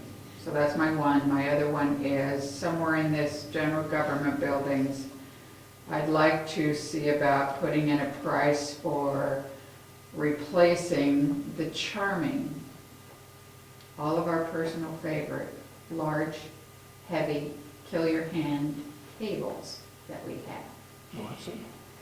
Next door. Next door. So they're 8 feet long banquet tables, and I would like to see about replacing some next year and some the following year. And I have a price of $1,000 for 5, but they're for the really good, best quality. So I know you're willing to come down on that. So in Ocean State job lot, say $50 a pop. I know. So, yeah, but 8 foot. It's gotta be 8 foot. You know, if this is something, I bring up Ed's alley, is if this is something more reasonable, maybe we can get people to make a donation. Absolutely. I'm good at donations. So, you know, maybe community members could get one on the windows Yep. and adopt a table. $250 a table? They really were, I'm sorry. They're beautiful, aren't they? They are beautiful, and they're lifetime, they're guaranteed for a lifetime, probably yours and mine. And I think that's about how long we've had the ones we have in there. But, yes, sir? Now, they have casters? Do they roll? No, Oh, you still have to lift them? you do. Oh, They don't put themselves up. are they light? They're light, Oh, and they're the how new light? plastic ones. They use them on the space shuttle. They float. $50. All right. I'll rethink it, but I just would like to put some money in the budget possibly to replace half of them next year. So, Could you, while you're at it, check the volume? In other words, would the rate come significantly down to what, 10 versus 5? yes, I did check that. And it didn't come down significantly, it did come down some. So, I'll keep Okay. you posted. All right, so we're working the government buildings. We have cleaning, that's staying at the 150, the 1,500. Expenses for cleaning is 500 we use, that's fine. Now, the next one is the roof. We're gonna put a budget item in there for the roof on that structure next door, both front and back. Yes. And $20,000 would cover that. The grounds, maintenance, that includes the grading, 1,000 for grading. okay? Shoveling, we're leaving at 15, we don't know what the propane is gonna be for next year. Telephone's fine, at 1,500. Website is at 2,000. Town-owned properties, Oh, do we need to put $1 in there? What is that? that's why I stopped, I don't know what that is. It was, in the past, the town had, Diana, help me out. We had a property that we were having to pay expenses on that we deeded. Oh. And so we had expenses for that property. We had insurance, we had stuff like that. So, Yes, there could be a charge there for maintenance up at Drew Farm on the road. Remember, they tried to bill us before, oh, yes, yes, yes. before we incurred the cost, and the contract said after you incur the cost, you give us a detailed bill. So like, we could be looking at $600, which we get back if we ever sell the property. Right, but that's what that line item was used for in the past. Okay, And that Drew Farm would fit with that bill exactly. that's exactly right, we'll be, Yeah. okay, so I think we should put 600 in there. Yeah, because that's around supposedly we're gonna get charged. That's after they have some invoices for Is us. that 600 per lot or 600 total? They were working, Since we have 2 lots. yeah, they were working $500 a lot as an estimated cost. The covenants say no estimated cost, you give us bills after you've incurred them, and then we will pay that pro rata per lot. And they couldn't come up with big numbers. So I think the 600 is going to cover both lots, to answer your question. Now, next year, that will be coming, reach the point where you might want to consider selling those lots. A year from July. Pretty much. Okay, on that. Then we go to town cemetery. Next one. And what we have is, yeah. Not going anywhere. This is, I think, what you put in. It is. Yes, You know, looks good. we Carrie, discussed it with the three of you at our last cemetery meeting, trustee meeting. boundary surveying is 2,500. Logging and prep was 3,000. Clearing and site work was 12,500. And then survey for a burial plot plan was 2,000. All of that doesn't have to take place next year if we don't want to. Is that via a warrant article, or are you going to include it? For what? It has to be according to the RSA's, it's a budget item that's separate from the regular cemetery trustees budget. That's why it needs to be kept separate from our operating budget. It's I don't have the RSA in front of me, but it's for the development of a new cemetery. And where I was going is, do we think we'll get all this done next year? Right, I mean, if we get approval from the town to buy the land in March, To expend the money from the trust fund. to expend the money to buy the land, we have to have it, we have to go to the planning board, get a subdivision. We have to First, we have to have it surveyed. The survey, wetlands have to be delineated. I actually just reviewed that with Adam, and so what I'm suggesting is we may not get to all this next year. And people are dying to get into this. I understand. Oh, Come on, Rich. oh, It's a softball, buddy. So the clearing of site work would arguably be the last in this chain of items that we have here, right? clearing in the survey, well, The survey's the first, laying out would be the very last the thing. laying out would be something, all right. that's the That would make 2000. sense, that would make, And there are companies that do that, but there's also a guy who did the new Wakefield Cemetery, lives in Wakefield, and I've talked to him, you know, we would probably talk to him when we were ready to see if he wanted to tackle ours. You know, laying out the aisles, laying out the plots.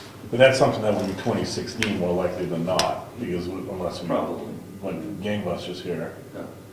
Yeah. In the clearing and site work, would the survey, then the logging, prep, when you say prep, do you mean stumping it?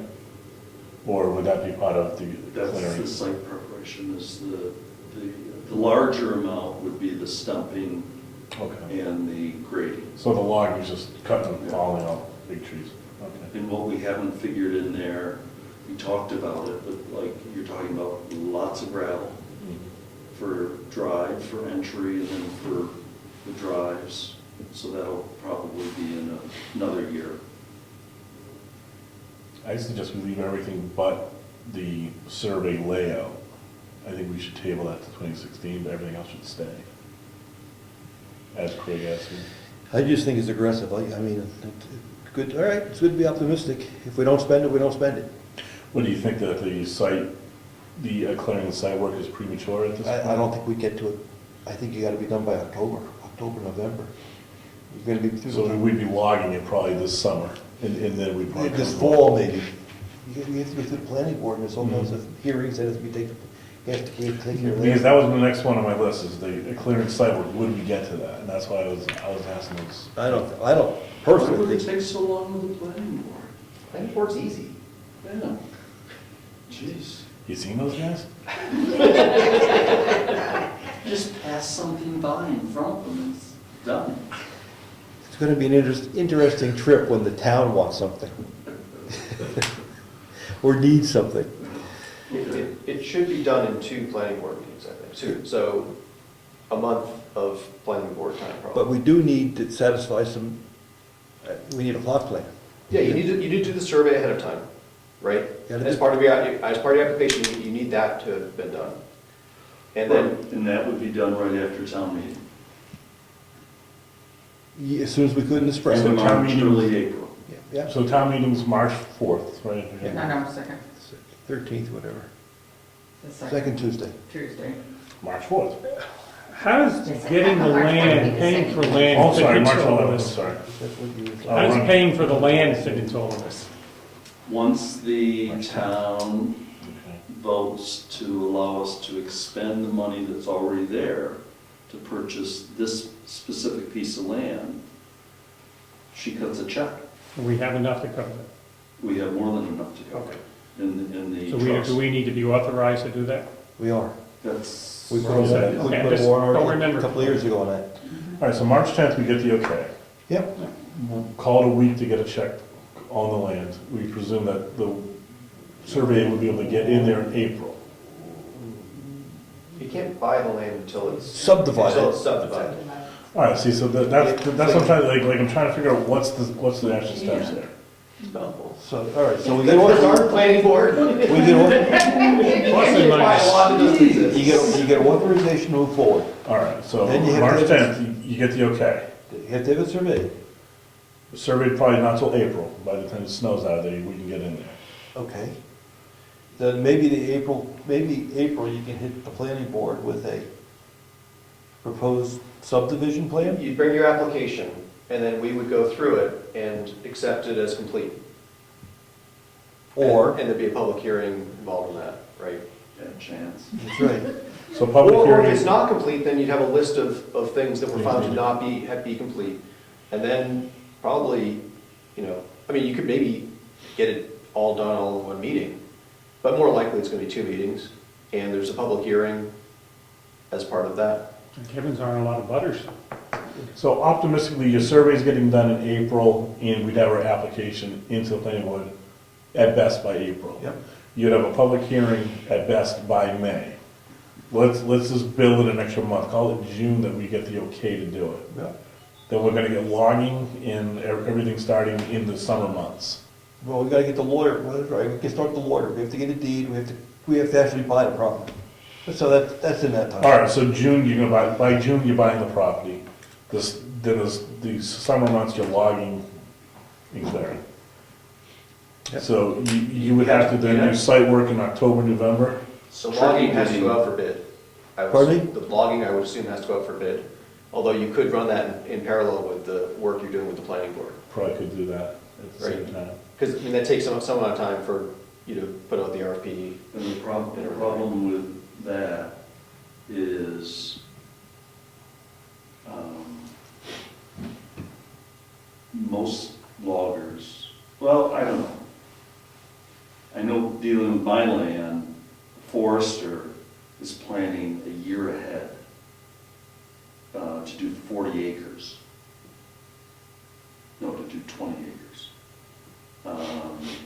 So it would have to be a small-time person who on short notice could go in there. Because most of the loggers are gonna be all booked all the way through. With larger projects too, more With significant. larger projects, yeah. See, and that's what I'm trying to get at, like, do we want to leave this 12.5 in it? That's a big number to leave and then at the end of the year, just go, well, we'll buy it on the tax rate. If we don't need to do it, let's not put it in. And it sounds like an aggressive timetable would be, at best, would be clearing this land the end of the year, which doesn't sound feasible. Yeah, that's where I was coming from. Okay, then that. Jump right on to the next spring, if we're ready for that, that'd be excellent. So you want to kill the 12.5 off? That's what I would do. I agree. Kill the 2,000 and the 12.5 off, leave the 2,500 and the 3,000, right? Should we, for some reason, put $1 in there? I don't know why. All right, we'll figure it out. And do we now, based on what Craig said, have to go to the top of the list, care of town cemeteries and supplies? That is totally different because this is a new cemetery. It's So gotta we be different two line separate, numbers. Okay, so we have town cemetery, and then down below, we have new cemetery. new town cemetery. Okay. Well, they're gonna be coded. Yep. Whatever. Yeah. That's Mary Lou's magic. Okay. All right, so we're knocking the 2,000 and the 12.5 out. Okay. So Sorry, I didn't mean to could I belabor just that. put, we're moving them to 2015, 2016? Yeah, I don't know how to show Every year it. we're moving them to? Yes. I'm just gonna move them over a column. And if somebody dies and needs to be buried, we'll blame it on the planning board that we don't have any space. I'll take the buck. All right. All right, so that wraps up the cemetery, yes? Yes.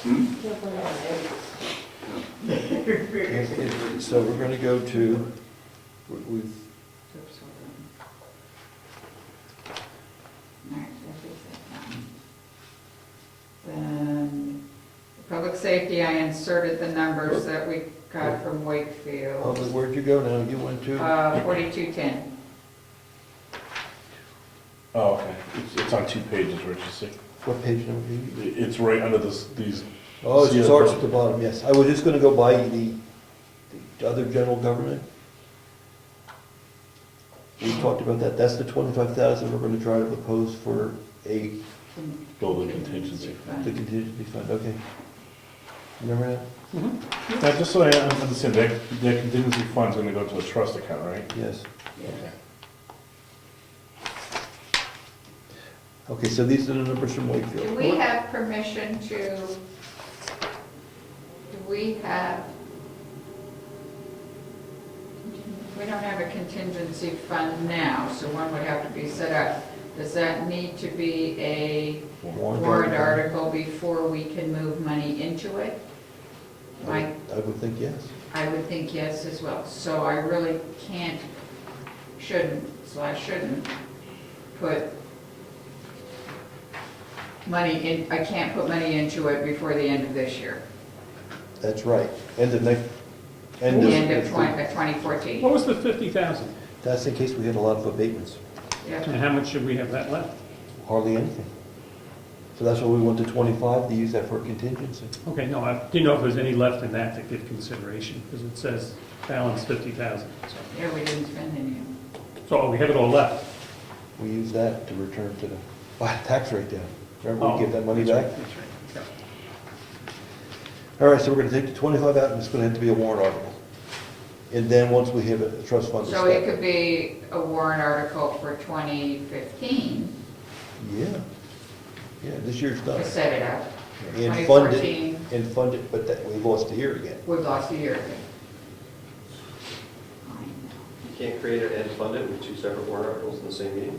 Yes, but we can't collect taxes on it. I can't, We can't fund it with real money until we have our tax bill go out. yeah. The issue is, I keep harping on this, we collect, for everybody, Kate, we collect the taxes for the county, we collect the taxes for the school board. In June, we get half the taxes for the county, I'll use that as an example, $50,000. The second 50 comes in December. We have to write them a check for $100,000 the beginning of December. We don't have the money. The same thing happens much worse with the school board. We collect that $1 million. They take it, and by the end of the year, we haven't collected all the money, but we owe them. So we're short of money. We actually run out of money towards October, November. We struggle to pay the bills. So this year, when I wrote the checks last week, I was overdrawn, if all the checks were cashed, over $400,000 already, and anticipate it will be over $500,000 by the time the month is over. And then all the money comes in, and at the end of December, we go to zero, and we push the problem to June. Right. Because we've taken the money. So I'm trying to see if the town can build up a reserve fund that could be used to catch us up a little, or to have funds available so that A, we're not having to panic, and, you know, it's like juggling all three balls in the air. And Other towns use a tax anticipation note. right. We don't do that. This would be in lieu of a tax anticipation note. Now, how about moving the date with taxes? I know that would be hard for some people, moving the date when taxes are collected up a month. So to do it the Well, end you're of still November. only doing, Well, at least that gives you a month. I know, but you're still only, so you would still collect twice a year, though, I would That's assume. correct, we'll move everything up 1 month. You can't move the July 1st date up. The state Okay. says that's the date the taxes are due. The only way to move up the December one is to have your assessments done in time, and your tax rate done in time. Because we could make the tax bill due as early as December 1st, if we give them 30 days. It means your tax rate has to be set by the end of October. Right. Okay. Could we do 3 billings?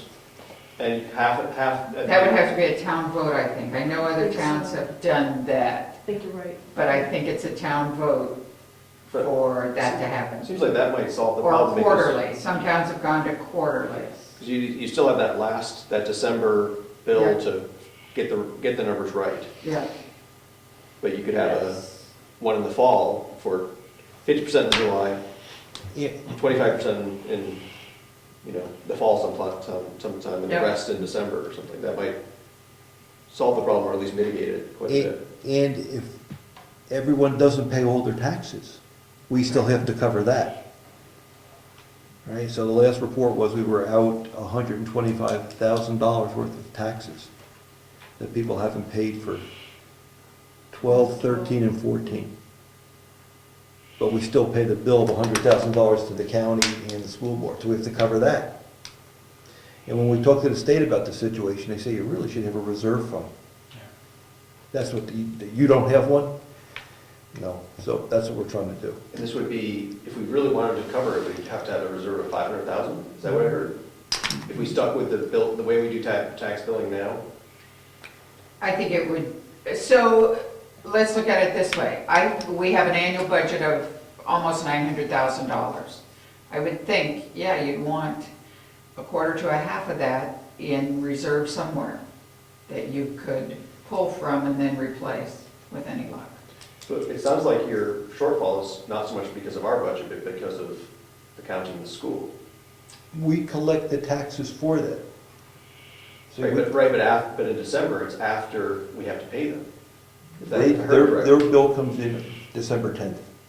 Our taxes Right, come but in. if the school were $2 million instead of $1 million, Yes. the problem would go from a $500,000 problem to $1 million. $1 million problem, right? And our budget didn't change at all in that calculation. That sort of tells me that $500,000 is at least primarily a function of the size of the school problem, the school and the... Well, what the school does, is, which is different from the county, is they bill us monthly. So we don't get to use their money all along. In other words, right after January, they pull out a large part of what we collected. So they want to make sure they're getting their money, and they're pretty wise about that. So they collect their money, and then it tapers off. So at the end of the year, When I get to May, June, and July, we've paid them, we owe them usually between 1.2 million and 1.3 million a year. When I get to May, June, and July, I will have paid them over half of that in those 3 months, which just makes me crazy. So I should by having the contingency fund, can't spend it, it's strictly a reserve fund. It's there, sort of a borrowing mechanism without being able to spend it. that would be, we have to get the proper wording, but that's the intent. A big savings account to borrow. Well, that's what we would do if we're But we home. are authorized to take loans, and we've never done that in anticipation, so. Okay, so we're gonna take the 25 to 0. Yes. Yep. No, because we're gonna leave, we're not doing the 50 this year, but we could do 25 in 2015. Oh, you're suggesting, That the warrant article be passed in March Yes. and funded before the end of the year. yes, but wouldn't that be as a warrant article and not on this budget?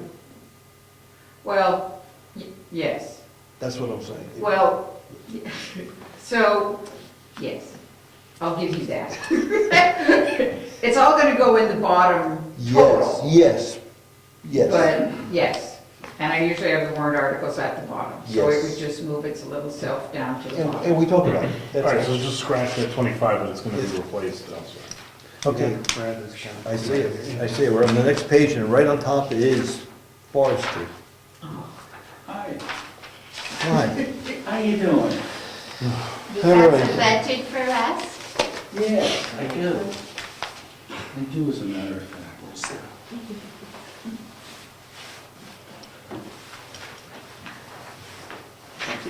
You know you're in trouble when it takes up that much of a page.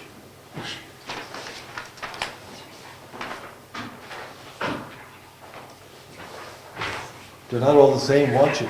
Oh, there they are. Sharing about Numbers? $4. Pardon me? Are there numbers? Yes, there's numbers. $500. That's all you want? Woo-hoo!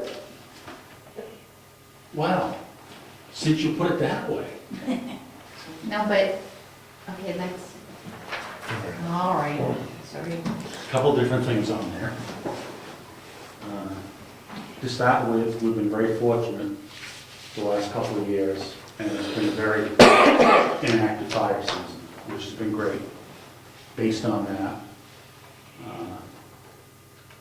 not knowing what 2015 is going to be, putting in a request of $500, which would cover basic operating expenses if we do have any type of activity during the fire season. It will cover fuel, minor maintenance, and things like that. If it's an active season, definitely going to be coming back for more. By state statute, the town is responsible for any wildfires suppression within the town. This is totally outside of our agreement with Wakefield. What does that mean? What does that mean, we're responsible for suppression? Whatever it costs, the town's on the hook for. So if we bring equipment in, we have to pay for that equipment? Correct. And that includes helicopters or anything else. Now, the cost, the state does have 50% cost share if a responsible party cannot be found. So in other words, if somebody brush pile gets away from them, they're a responsible party. Lightning strikes, the town's out of luck. The state will cost share up to 50% as funds are available. For those funds, we'll get to talk to our friends in the legislature. I'm sure the program's adequately funded. So that's it for that. You look back over the years, the operation of the forestry component of the town has been very small. Funds have always been returned. So I don't think that's going to be a major issue. The two other things to go along with that, one of them is that the truck is going to stay where the truck is in the old town shed, I take it. And having been a highway truck for 10 years, it saw its share of wear and deterioration, particularly winter operations with the salt and so forth. You look at it, part of the left front cone of the bumper just doesn't exist anymore, it's rotted right away. The rocker panels are starting to get a couple little rust spots and holes in them. The dirt floor that's there is exacerbating the problem tremendously. No question, no two ways about that. So I'd like to ask that you consider the possibility of pouring a concrete floor in there. And I'm not sure that should necessarily be a forestry expense as much as something that can be taken out of the building maintenance fund or something like that. Because it's not a forest protection issue, shall I say. It's more maintenance of town assets. And to go along with that, I know it's not feasible to heat the building, but I just want people to realize that during the early part of the season, in the spring before the ground greens up, the snow goes, but we still have freezing nights, and in the fall, well, the dead leaves are on the ground, we have freezing nights, and during those periods of time, the truck is out of commission. Now, we're fortunate enough that Wakefield Fire lets us store the truck in the Union Station. Where they happen to have a little bit of space available, which is heated year-round. So we keep the truck in there during the winter, so there's no freezing problems with it. So that's it for forestry. That is my request. Question? Yes, sir. Can a wood floor be put down, like planks in the car, or the truck is put on top wooden planks? You still need to seal the floor up somehow, to keep the moisture from coming in through it, In plastic or something that would work? possibly.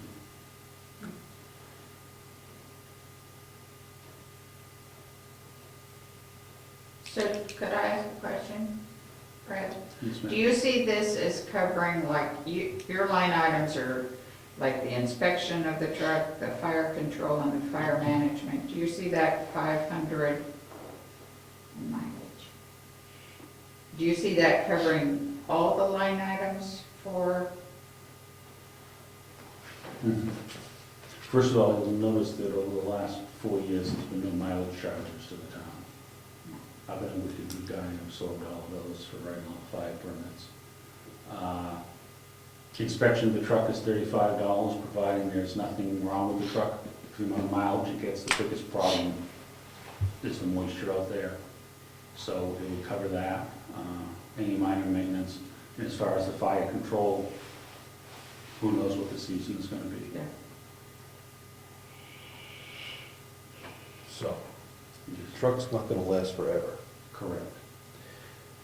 What's the plan for replacing it?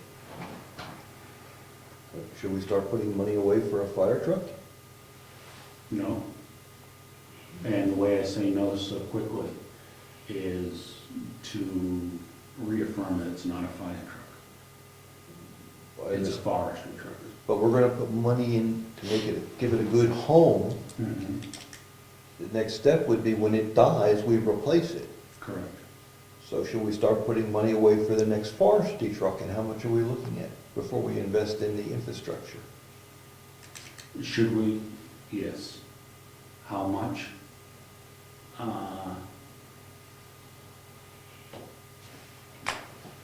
There's a lot of used equipment that can be acquired out there. Out there that can be acquired, it depends upon the market at the time. Rich, we're talking, well, a new truck would go as high as 65 to 70,000. A used truck would be somewhere in the, a good one, I'm going to say at this point, it would be probably somewhere between 10 and 15,000. And that would be for the cabin chassis, we'd be reusing the pump and water tank component that we have. Those won't rust out? Pardon me? Those won't rust out? The tank is poly, and the pump is bronze and aluminum. So they'll, Won't rust out? no, they'll hold up, as long as we keep them from freezing, they'll treat us well. How about government surplus? Do they have any things coming back from the military that are? They do, there are two ways that that works. One is you can purchase it, which is nice, however, the biggest expense is the shipping. And everything comes from across the ocean. And the problem with the shipping is, say the truck only weighs 9,000 pounds, it has a capacity of 20,000 pounds. The shipping is based on the full loaded capacity of the truck. So even though they're only hauling 9,000 pounds, they're charging for 20,000, which gets pretty expensive pretty fast. They were selling trucks in the 1980s, 2 years ago, trucks that were at the 85 inch for $10,000. That's because they were all coming back from the buildings. If you get some of the surplus property, the excess property, that's free to use for the town, but there are strings that come attached with it. The way it must be maintained, it must be available for travel anywhere in the state when requested.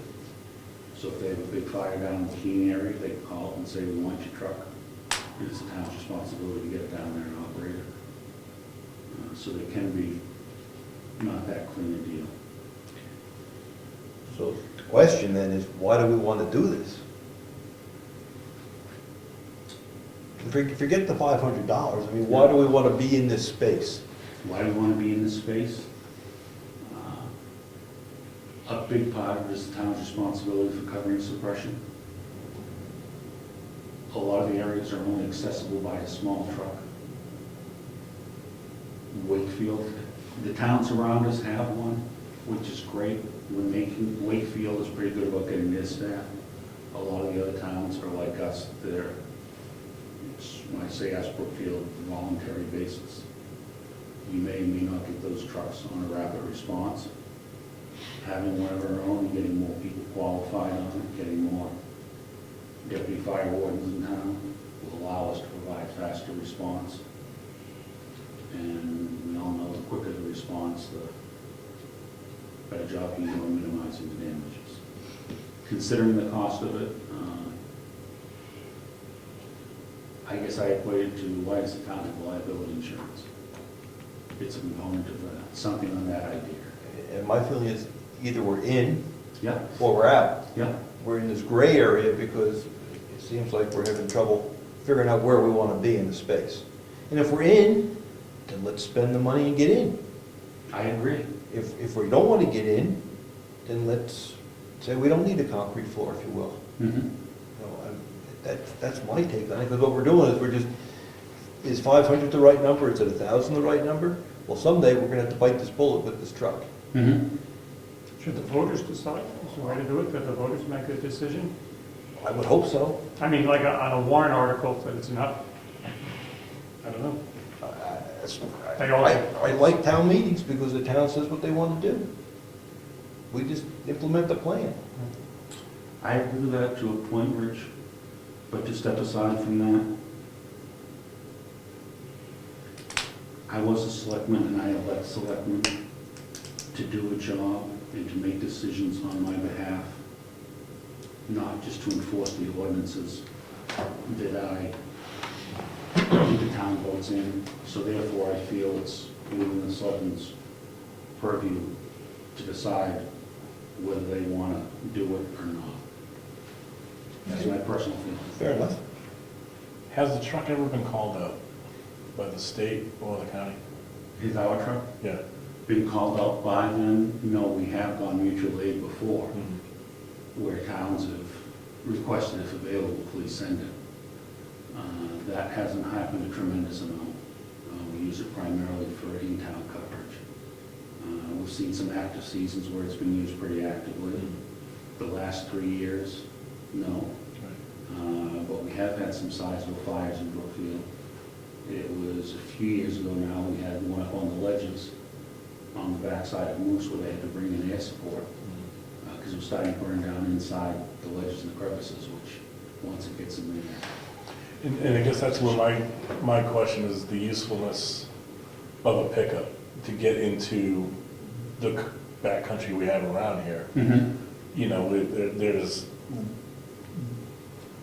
it's a truck, it's not an ATV, it's not air. So if we have a fire deep in the woods, like is what our primary fear is, the truck is more or less rendered useless because it has no capability of driving through the woods. The hose extension is not going to get us that far into the woods. We're now back to relying on getting in there on foot and putting it out, or calling in the state to get a helicopter to drop something in, right? Yeah, on that, no matter where the fire is, you're very fortunate if you can drive up to it. But everybody is a piece in the puzzle. Everybody carries their volume of water, their volume of, or their length of hose, whatever they can bring to the scene. I've laid 14,000 feet of hose before. It goes a long way, it's a lot to pick up.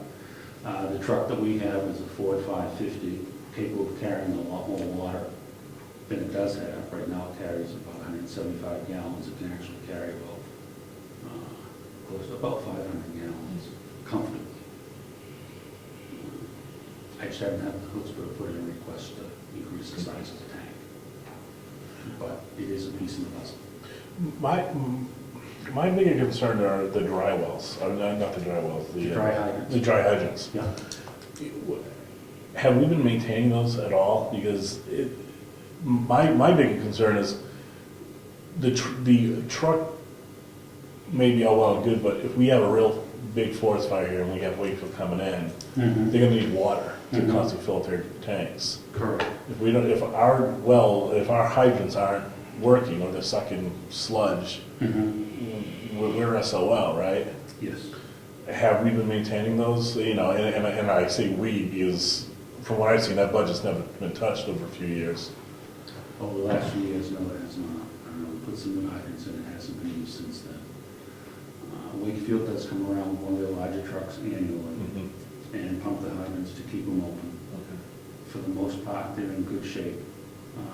One hydrant, there was a problem where there were fish living inside the strainer, not outside the strainer. And that was a little colorful coming out of the nozzle for the first couple of minutes. Sure. But no, overall, can they use some maintenance? Most definitely. Are they serviceable? Yes, they are. Yeah, okay. So the one up by us is Non-existent. on the road. I mean, it's next to the... It's non-existent. It's something that I would love to see put back in. We've gone back and forth on that many times. Part of the problem is getting an agreement with the new owners of the property. The fence was put in there, which kind of inhibits the excavation and installation of the new hydrant. So there's a few hurdles there that we overcome. Now, to maintain them, what would it take to, let's say there's one that's been neglected for years? Are we talking, we'd have to dredge it and clean it out, or is it blowing it out? I won't profess to have any clue here. So. Sure. From the hydrant, you have a standpoint that goes down below the frost line, then a lateral that runs out into the pond. On the end of the lateral, it's a big box strainer. You can blow off the silt and sediment that's in there, the larger fish know to fit through the holes, you can suck them out. But yes, it would involve, could possibly involve some dredging if it's a silty clay area. Digging it once every 5 or so years around the strainer to be sure that you've got ample intake. The ponds we have are all pretty good size, including one up at Stone Commons that has quite a few thousand gallons in it. We only have one on Dr. Marsh's property on Pleasant Valley Road.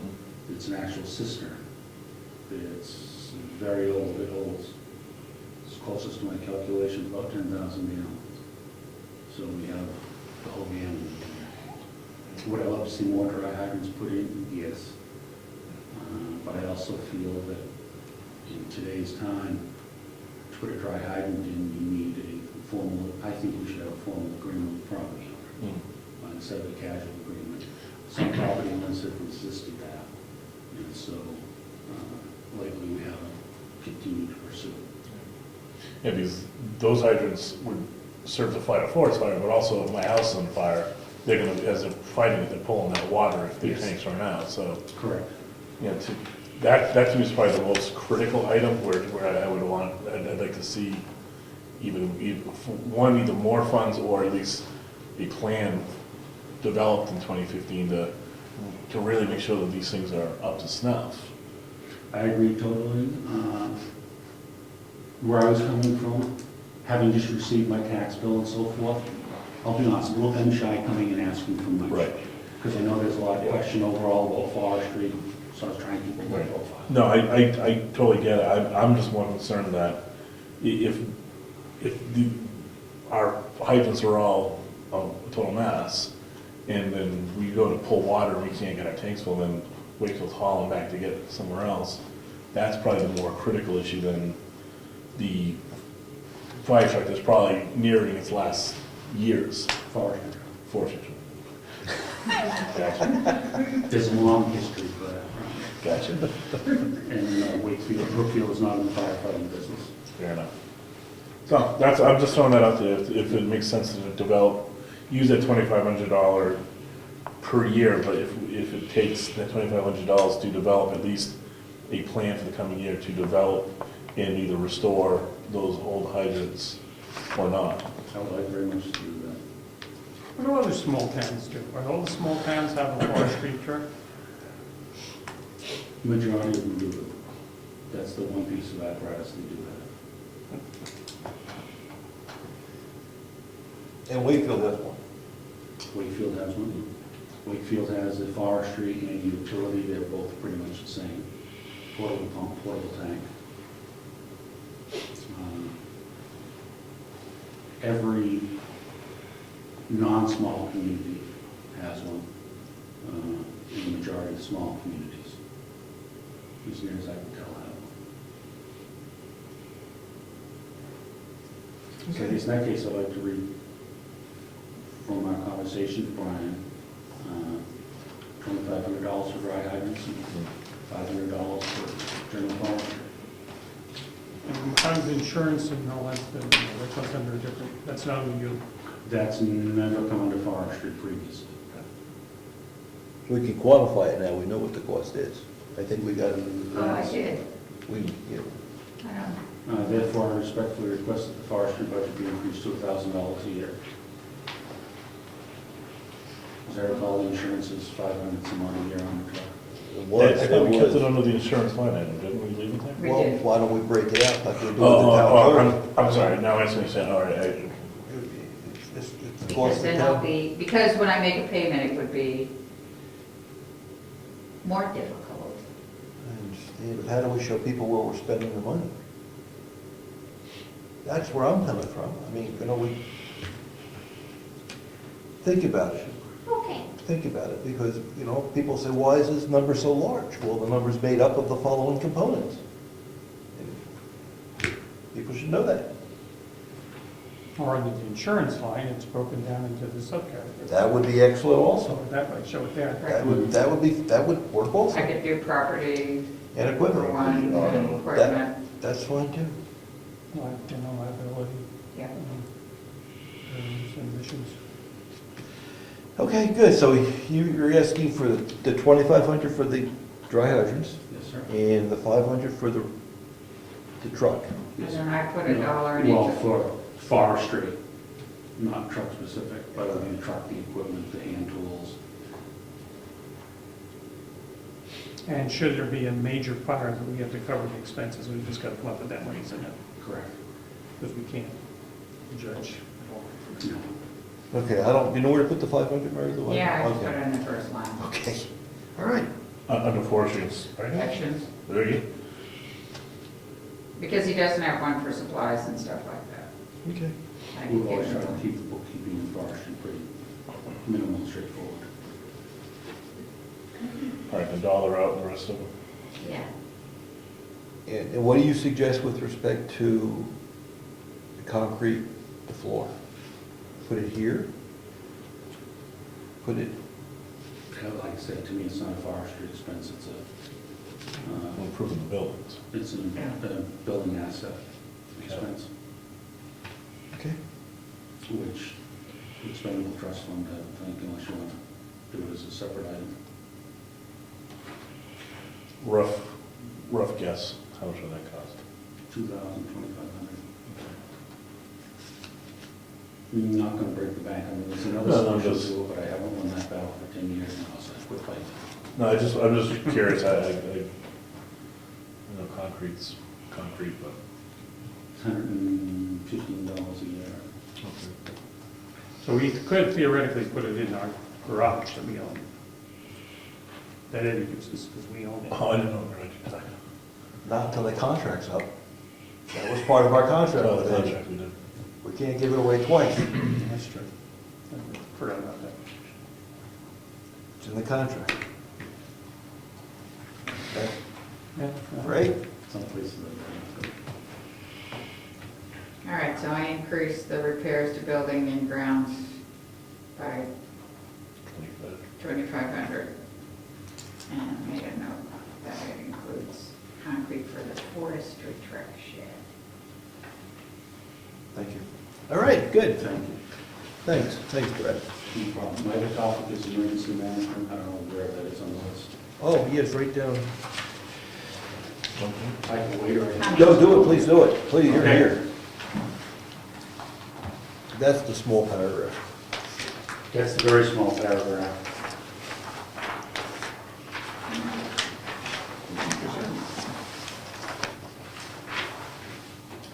$500 is a nice round number. What do you have to do? We're gonna have an ice storm, we're gonna have a snowstorm, we're gonna have a tornado. We are, all of the above? Well, if we do, then we'll have lots to do, and that won't be enough money. Again, we've been fortunate over the last couple of years, but it's generally for our operation of the Emergency Operations Center. We have to open it, and Did we open it at Thanksgiving when so many people were without electricity? No, but that was one of the things I was gonna bring up, and I know we're talking budget, but do we want to at least broach that topic? No? All right, I'm at least. Put it on your list. We can talk about that on next Tuesday, the following Tuesday. Just food for thought. We had that Oh, snowstorm, because the power Brad's was here, out. that's your opportunity. I'm at least trying to get it out there. Go, because Brad's here. The snowstorm, a lot of people were without power for going on at least a few days, and it was cold.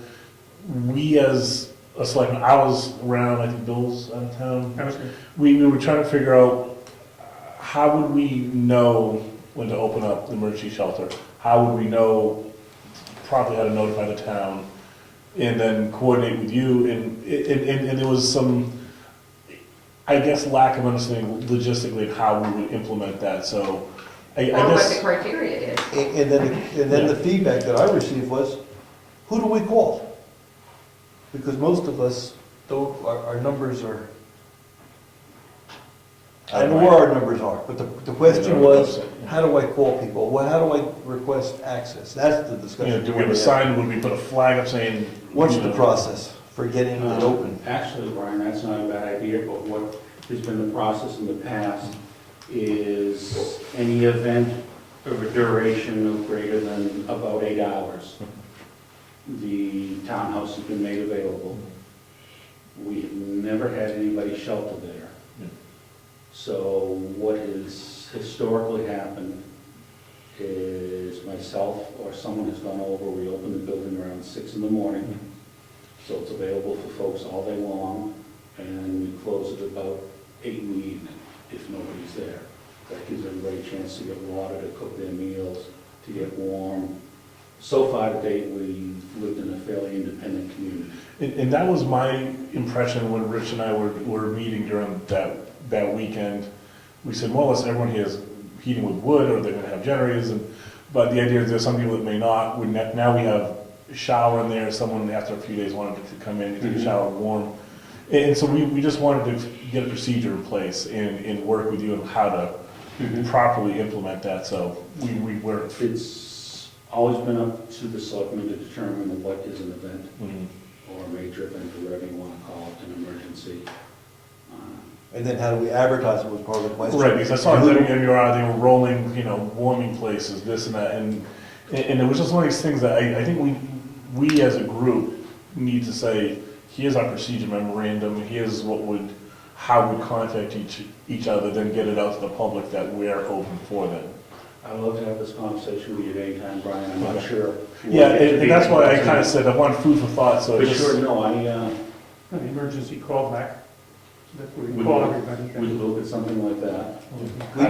Yeah, when we had the outage, it was clear we didn't have a process, or we didn't understand the At least we process. didn't. We didn't understand who we call, how we make the decision, who calls who, and that's what. And you're right, because I was assuming you would do something, and I was sitting there ready, all right, Brad's gonna call and say, let's open it, would you go down and open it or something? So you're right, it's strictly coming up with The a process. process. With the process, the other thing is, it's helpful just to give me a call, let me know what's happening in other parts of the town. If I have power back, I don't know that there are parts of the town that don't have power for 3 days. I came in Saturday, I learned that, half of, town's still down, I was like, really? Right. And so it's Yep. a little bit of a two-way street there, and as Sure. I say, it's up to you gentlemen to decide. Yeah, I'm the emergency management director, hopefully everybody has my cell phone number, my town, you folks have my cell phone number. It's 24/7, Bill's the deputy, I'll be happy to continue setting up the program with him. And we have the reverse potential, but of course, the people have to be on a hard line to do it. But we do think they can call up and do it with a cell phone. They Call can- your cell phone. They can, the one thing with that though, if it's a localized emergency, it's great, but the state only has what they say, 300 outgoing lines. Yes. And so if there's, 250,000 people in the state without power, trying to get one of those 300 lines to make your phone blitz is gonna be a little difficult, unfortunately. But somebody could call up with a cell phone and register it, Yes. so that when the reverse happened, that number would be called. Yeah. And notified, Yeah, because right now it's only landlines unless they register special. I'll have to think of it. I got a scenario from a resident who didn't know how to contact us. When the power's out, their internet's down, their phone's down, they struggle with how do I contact someone in this town if there's an emergency? And I'll have to think through the scenario. But it's no phone lines because you lose your internet, you lose your phone, so you gotta go to a cell phone. She goes, I don't know who to call. She suggested we post telephone numbers on the board outside, for example, cell phone numbers. Pretty much everybody knows who the selectmen are. There's the newsletter that comes out twice a year that has that information published in it. They need our cell numbers. The phones are down. We don't do that. That's the issue she made. I don't need mine, because I don't use the cell, I'm on the, well, I guess I would. Of course, you couldn't reach me, because I have cell service at my house. Well, that was her scenario. If the phones are down, I got a cell phone, I don't know how to contact you folks. Drive down and say hi, Yeah. quite honestly. But we need to think this through, we need to make sure. I think we should publish something, right? We should have it available. Yeah, but we as a group need to figure out criteria, how to reach each other, because it was not the worst emergency, it was a snowstorm, It was the a power good- was out. good But experience. it was eye-opening, Yes. that if something big and bad was to happen, we need to have all sorts of communication amongst ourselves and When with we had them. the ice storm, we were going 24/7 for 7 days, 8 days. Yeah, It got tiring up. sure, I can imagine, but, all right. Okay, so food for thought for the not too distant future. Emergency management, again, basic $500, but under that, which I didn't get put on the budget sheet, is the second propane tank. I figured something you were aware of and working on, so it's as much of a question at this point as it is a request, where that stands. We learned it was better to buy it, Yep. and we just need to define the spot, and we think we have it. Yep. So it's now just budgeting the couple thousand, if I remember correctly, it was? In that range, 2,000. Yeah, the tank's around 2,000. Yes, less the fuel, and then so we'll have to pay for some fuel. And then with all the installation fee too. And then so we were around $2,500 if I And we remember want to correctly. wait till the end of the year, see how much money we had left. Right. Yeah. The problem is, putting a tank is one thing, but filling it, let's come up with that money. Because they float. We should fill it, keep it underground. Just as a brief side note, the state just put in 2 new fuel tanks down at the state shed where everybody gets their fuel. Well, to keep from floating out of the ground during construction, they fill them with water. Oh. Now, I don't know about you, but this seems kind of counterintuitive. However, the installation company was very good. Not only did they pump all the water out, they actually had a fellow inside the tanks with a shop vac. Oh, very nice. Right, and those tanks were totally dry when they were done before any fuel was put in. And speaking Spanish. Very nice. Yes, until they got them backfilled, everything floating was an issue. Okay, good, thank you. Thanks, Brett. Thank Quite you. welcome, thank you. The only one we have And left. you'll inspect the 500 will include the fire extinguisher inspection for next year? Oh, look No. at you, it hasn't been done for 2014. Oh, No, we're on automatic, that they're supposed to come automatically here, and they came last. Yeah, maybe they missed that one, because those over there are tagged up properly. That historically has not been charged to emergency management. However, if that Why wants not? to be changed, whatever. Because that's not what emergency management does. Okay. We'll do as directed, but that's not per definition what. I think last time we had Jessica just, Yes.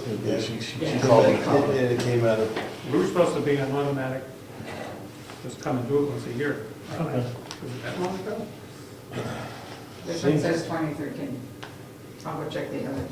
oh, You should show the bill that we should have on there. You probably have the bill somewhere. That would be interesting to know. oh, Bill. They haven't come back this last year. Because they missed one. Remember all that commotion? Hey, we're going to 9. Okay. We're going to try to wrap this up, because what I'd like to do is we have a meeting on the 30th, if we can make it, which is the last Tuesday of the month. Yep. Pay our bills, Sign whatever I need to sign. hopefully review this and wrap this up, because we have to have a public hearing early in January. Yeah, that's what I was hoping, at that last meeting, we'd Huh? Pardon me? I have to submit it to the state. Yeah, I was hoping for the 30th is when we kill this off Wrap this up. and then have the hearing a couple weeks after that. That's the plan. Okay. But we meet the 30th at 6:30, pay our end of year bills, finish this, pardon me, Yes, go ahead.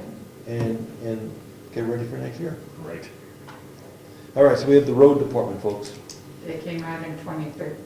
They did not come out since then. So You're kidding. So it doesn't lie. Do they have to be every year, every other year? Every year. They made an agreement to come out and do it every year. It was an automatic to avoid that. Sounds right, I remember something about that. Well, they didn't automatically come. Frequently, these companies go through a few employees, Well, so you need to call them. contact the administrative assistant here and have her call them tomorrow. Highway, streets. Denied.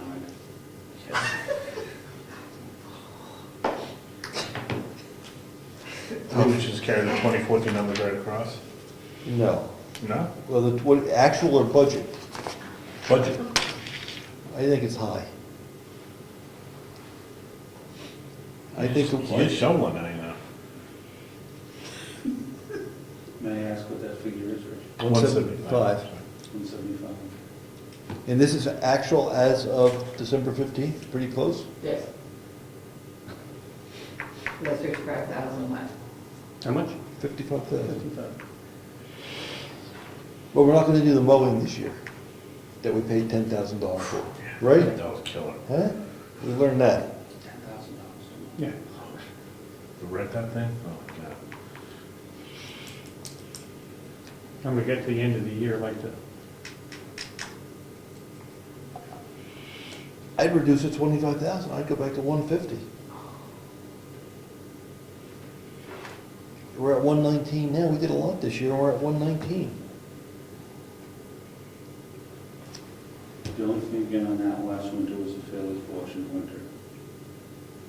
The snow removal was. Oh, that's where he uses most of the money. Right.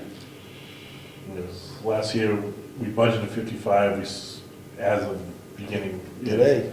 We're As of, yeah. we're at 45 now, so we're $10,000 in the black still for snow removal. Materials were pretty much But on the we've line. got through the end of December too. Yeah, well, Yeah. if you look at the top of the line, was the summer maintenance part of it, 70,000, we used 50. And that seems to be where I think we should focus on, maybe taking 15 to 20,000 out. I don't think 25 is a good number to take out. Okay, Bill? so we're between 20 and 25,000, is my understanding. That's the range we're talking I about. would bring the road agent charges down to 10,000, no, we're not doing For summer. for the summer, because we're not doing the mowing, You would take it down to what? down to 60. Okay, And the materials, obviously, we can probably bring down another 10 to 25. I wouldn't touch the snow and ice removal. that's fine. How does that sound? So what am I doing? Doing 60 Bill, and we're looking- 25. That's the proposal, 60 and All right, 20. now, materials, think what we've got ahead for roads next year, when we have any road that's gonna need a lot of fill and that type of stuff, materials. You know, I didn't bring my CIP thing, didn't know what roads we were doing, and I don't think I put it in. Next, here. this year we're coming up is, Supposed to be a light year. is this the Moose Mountain year?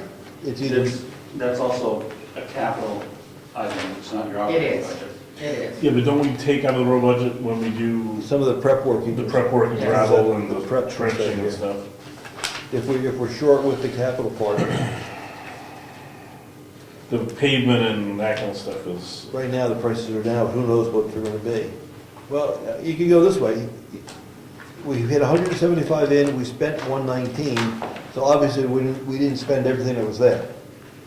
So we're not gonna spend it to the limit. Right. and this project over here was not cheap this year.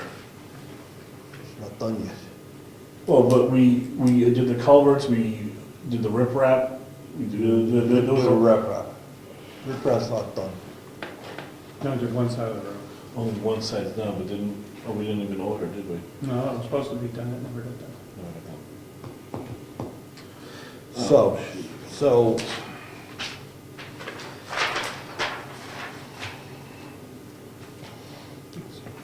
let's do this. Let's take it to 60 and 25, and let's look at the road projects to see if we have to bring that back up.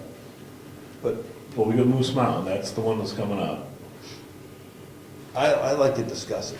Here's what I like to discuss. I think one of the variables we have to consider when we decide we want to do a road is how many residents we impact. And we can put money on a road that's tough, and only one resident's impacted.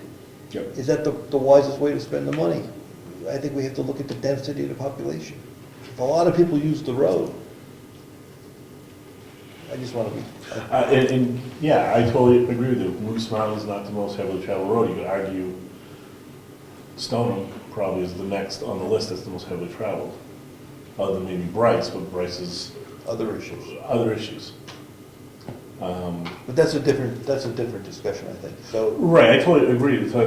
So do we just leave the numbers as is, the 60, 25, 55, 15? Bill? I can live with that. All right, I go with that too, and then I'm sure we'll hear from 60, we'll hear from Ed, but right now we're at 119, so we hit Rome, and that was just the summer.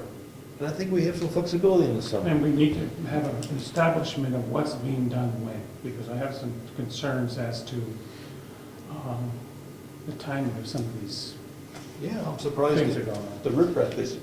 Yeah, there's a couple other things that all of a sudden, I don't know, Yes. we have a better idea of what's happening and where we want them to do, put the effort into. I mean, there's certain things they seem to like, he seems to like to do, but maybe our needs or what we see needs to be a little different. Okay, fair enough. Sequencing.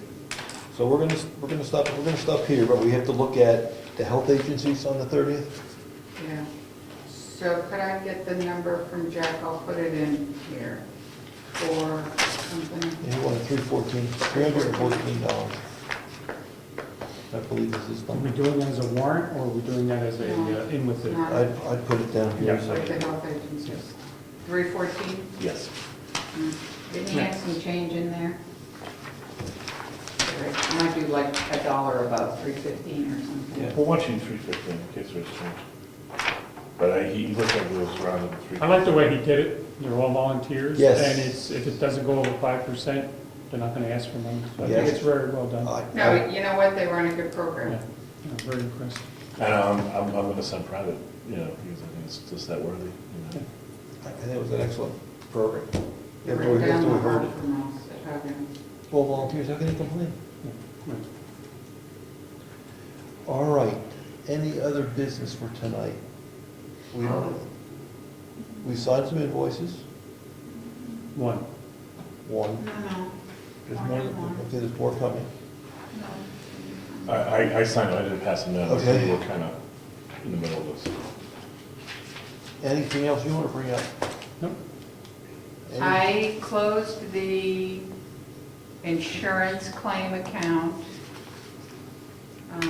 into the checking account.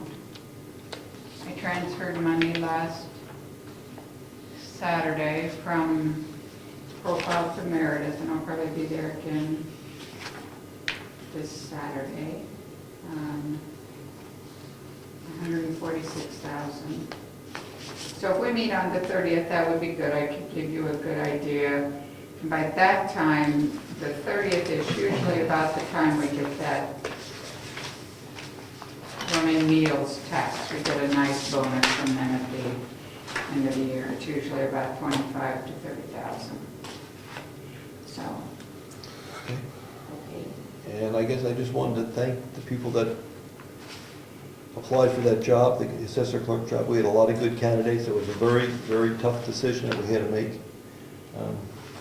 But I think we picked the person that we felt is best for the town right now. But thank you everybody that applied. All right. I'll let you know when the checks are here. Okay, meetings, Oh, yeah, I Brian? can't do them tomorrow night. I'm not around Wednesday and Thursday. So. That'd be public. All right, meetings adjourned, thank you.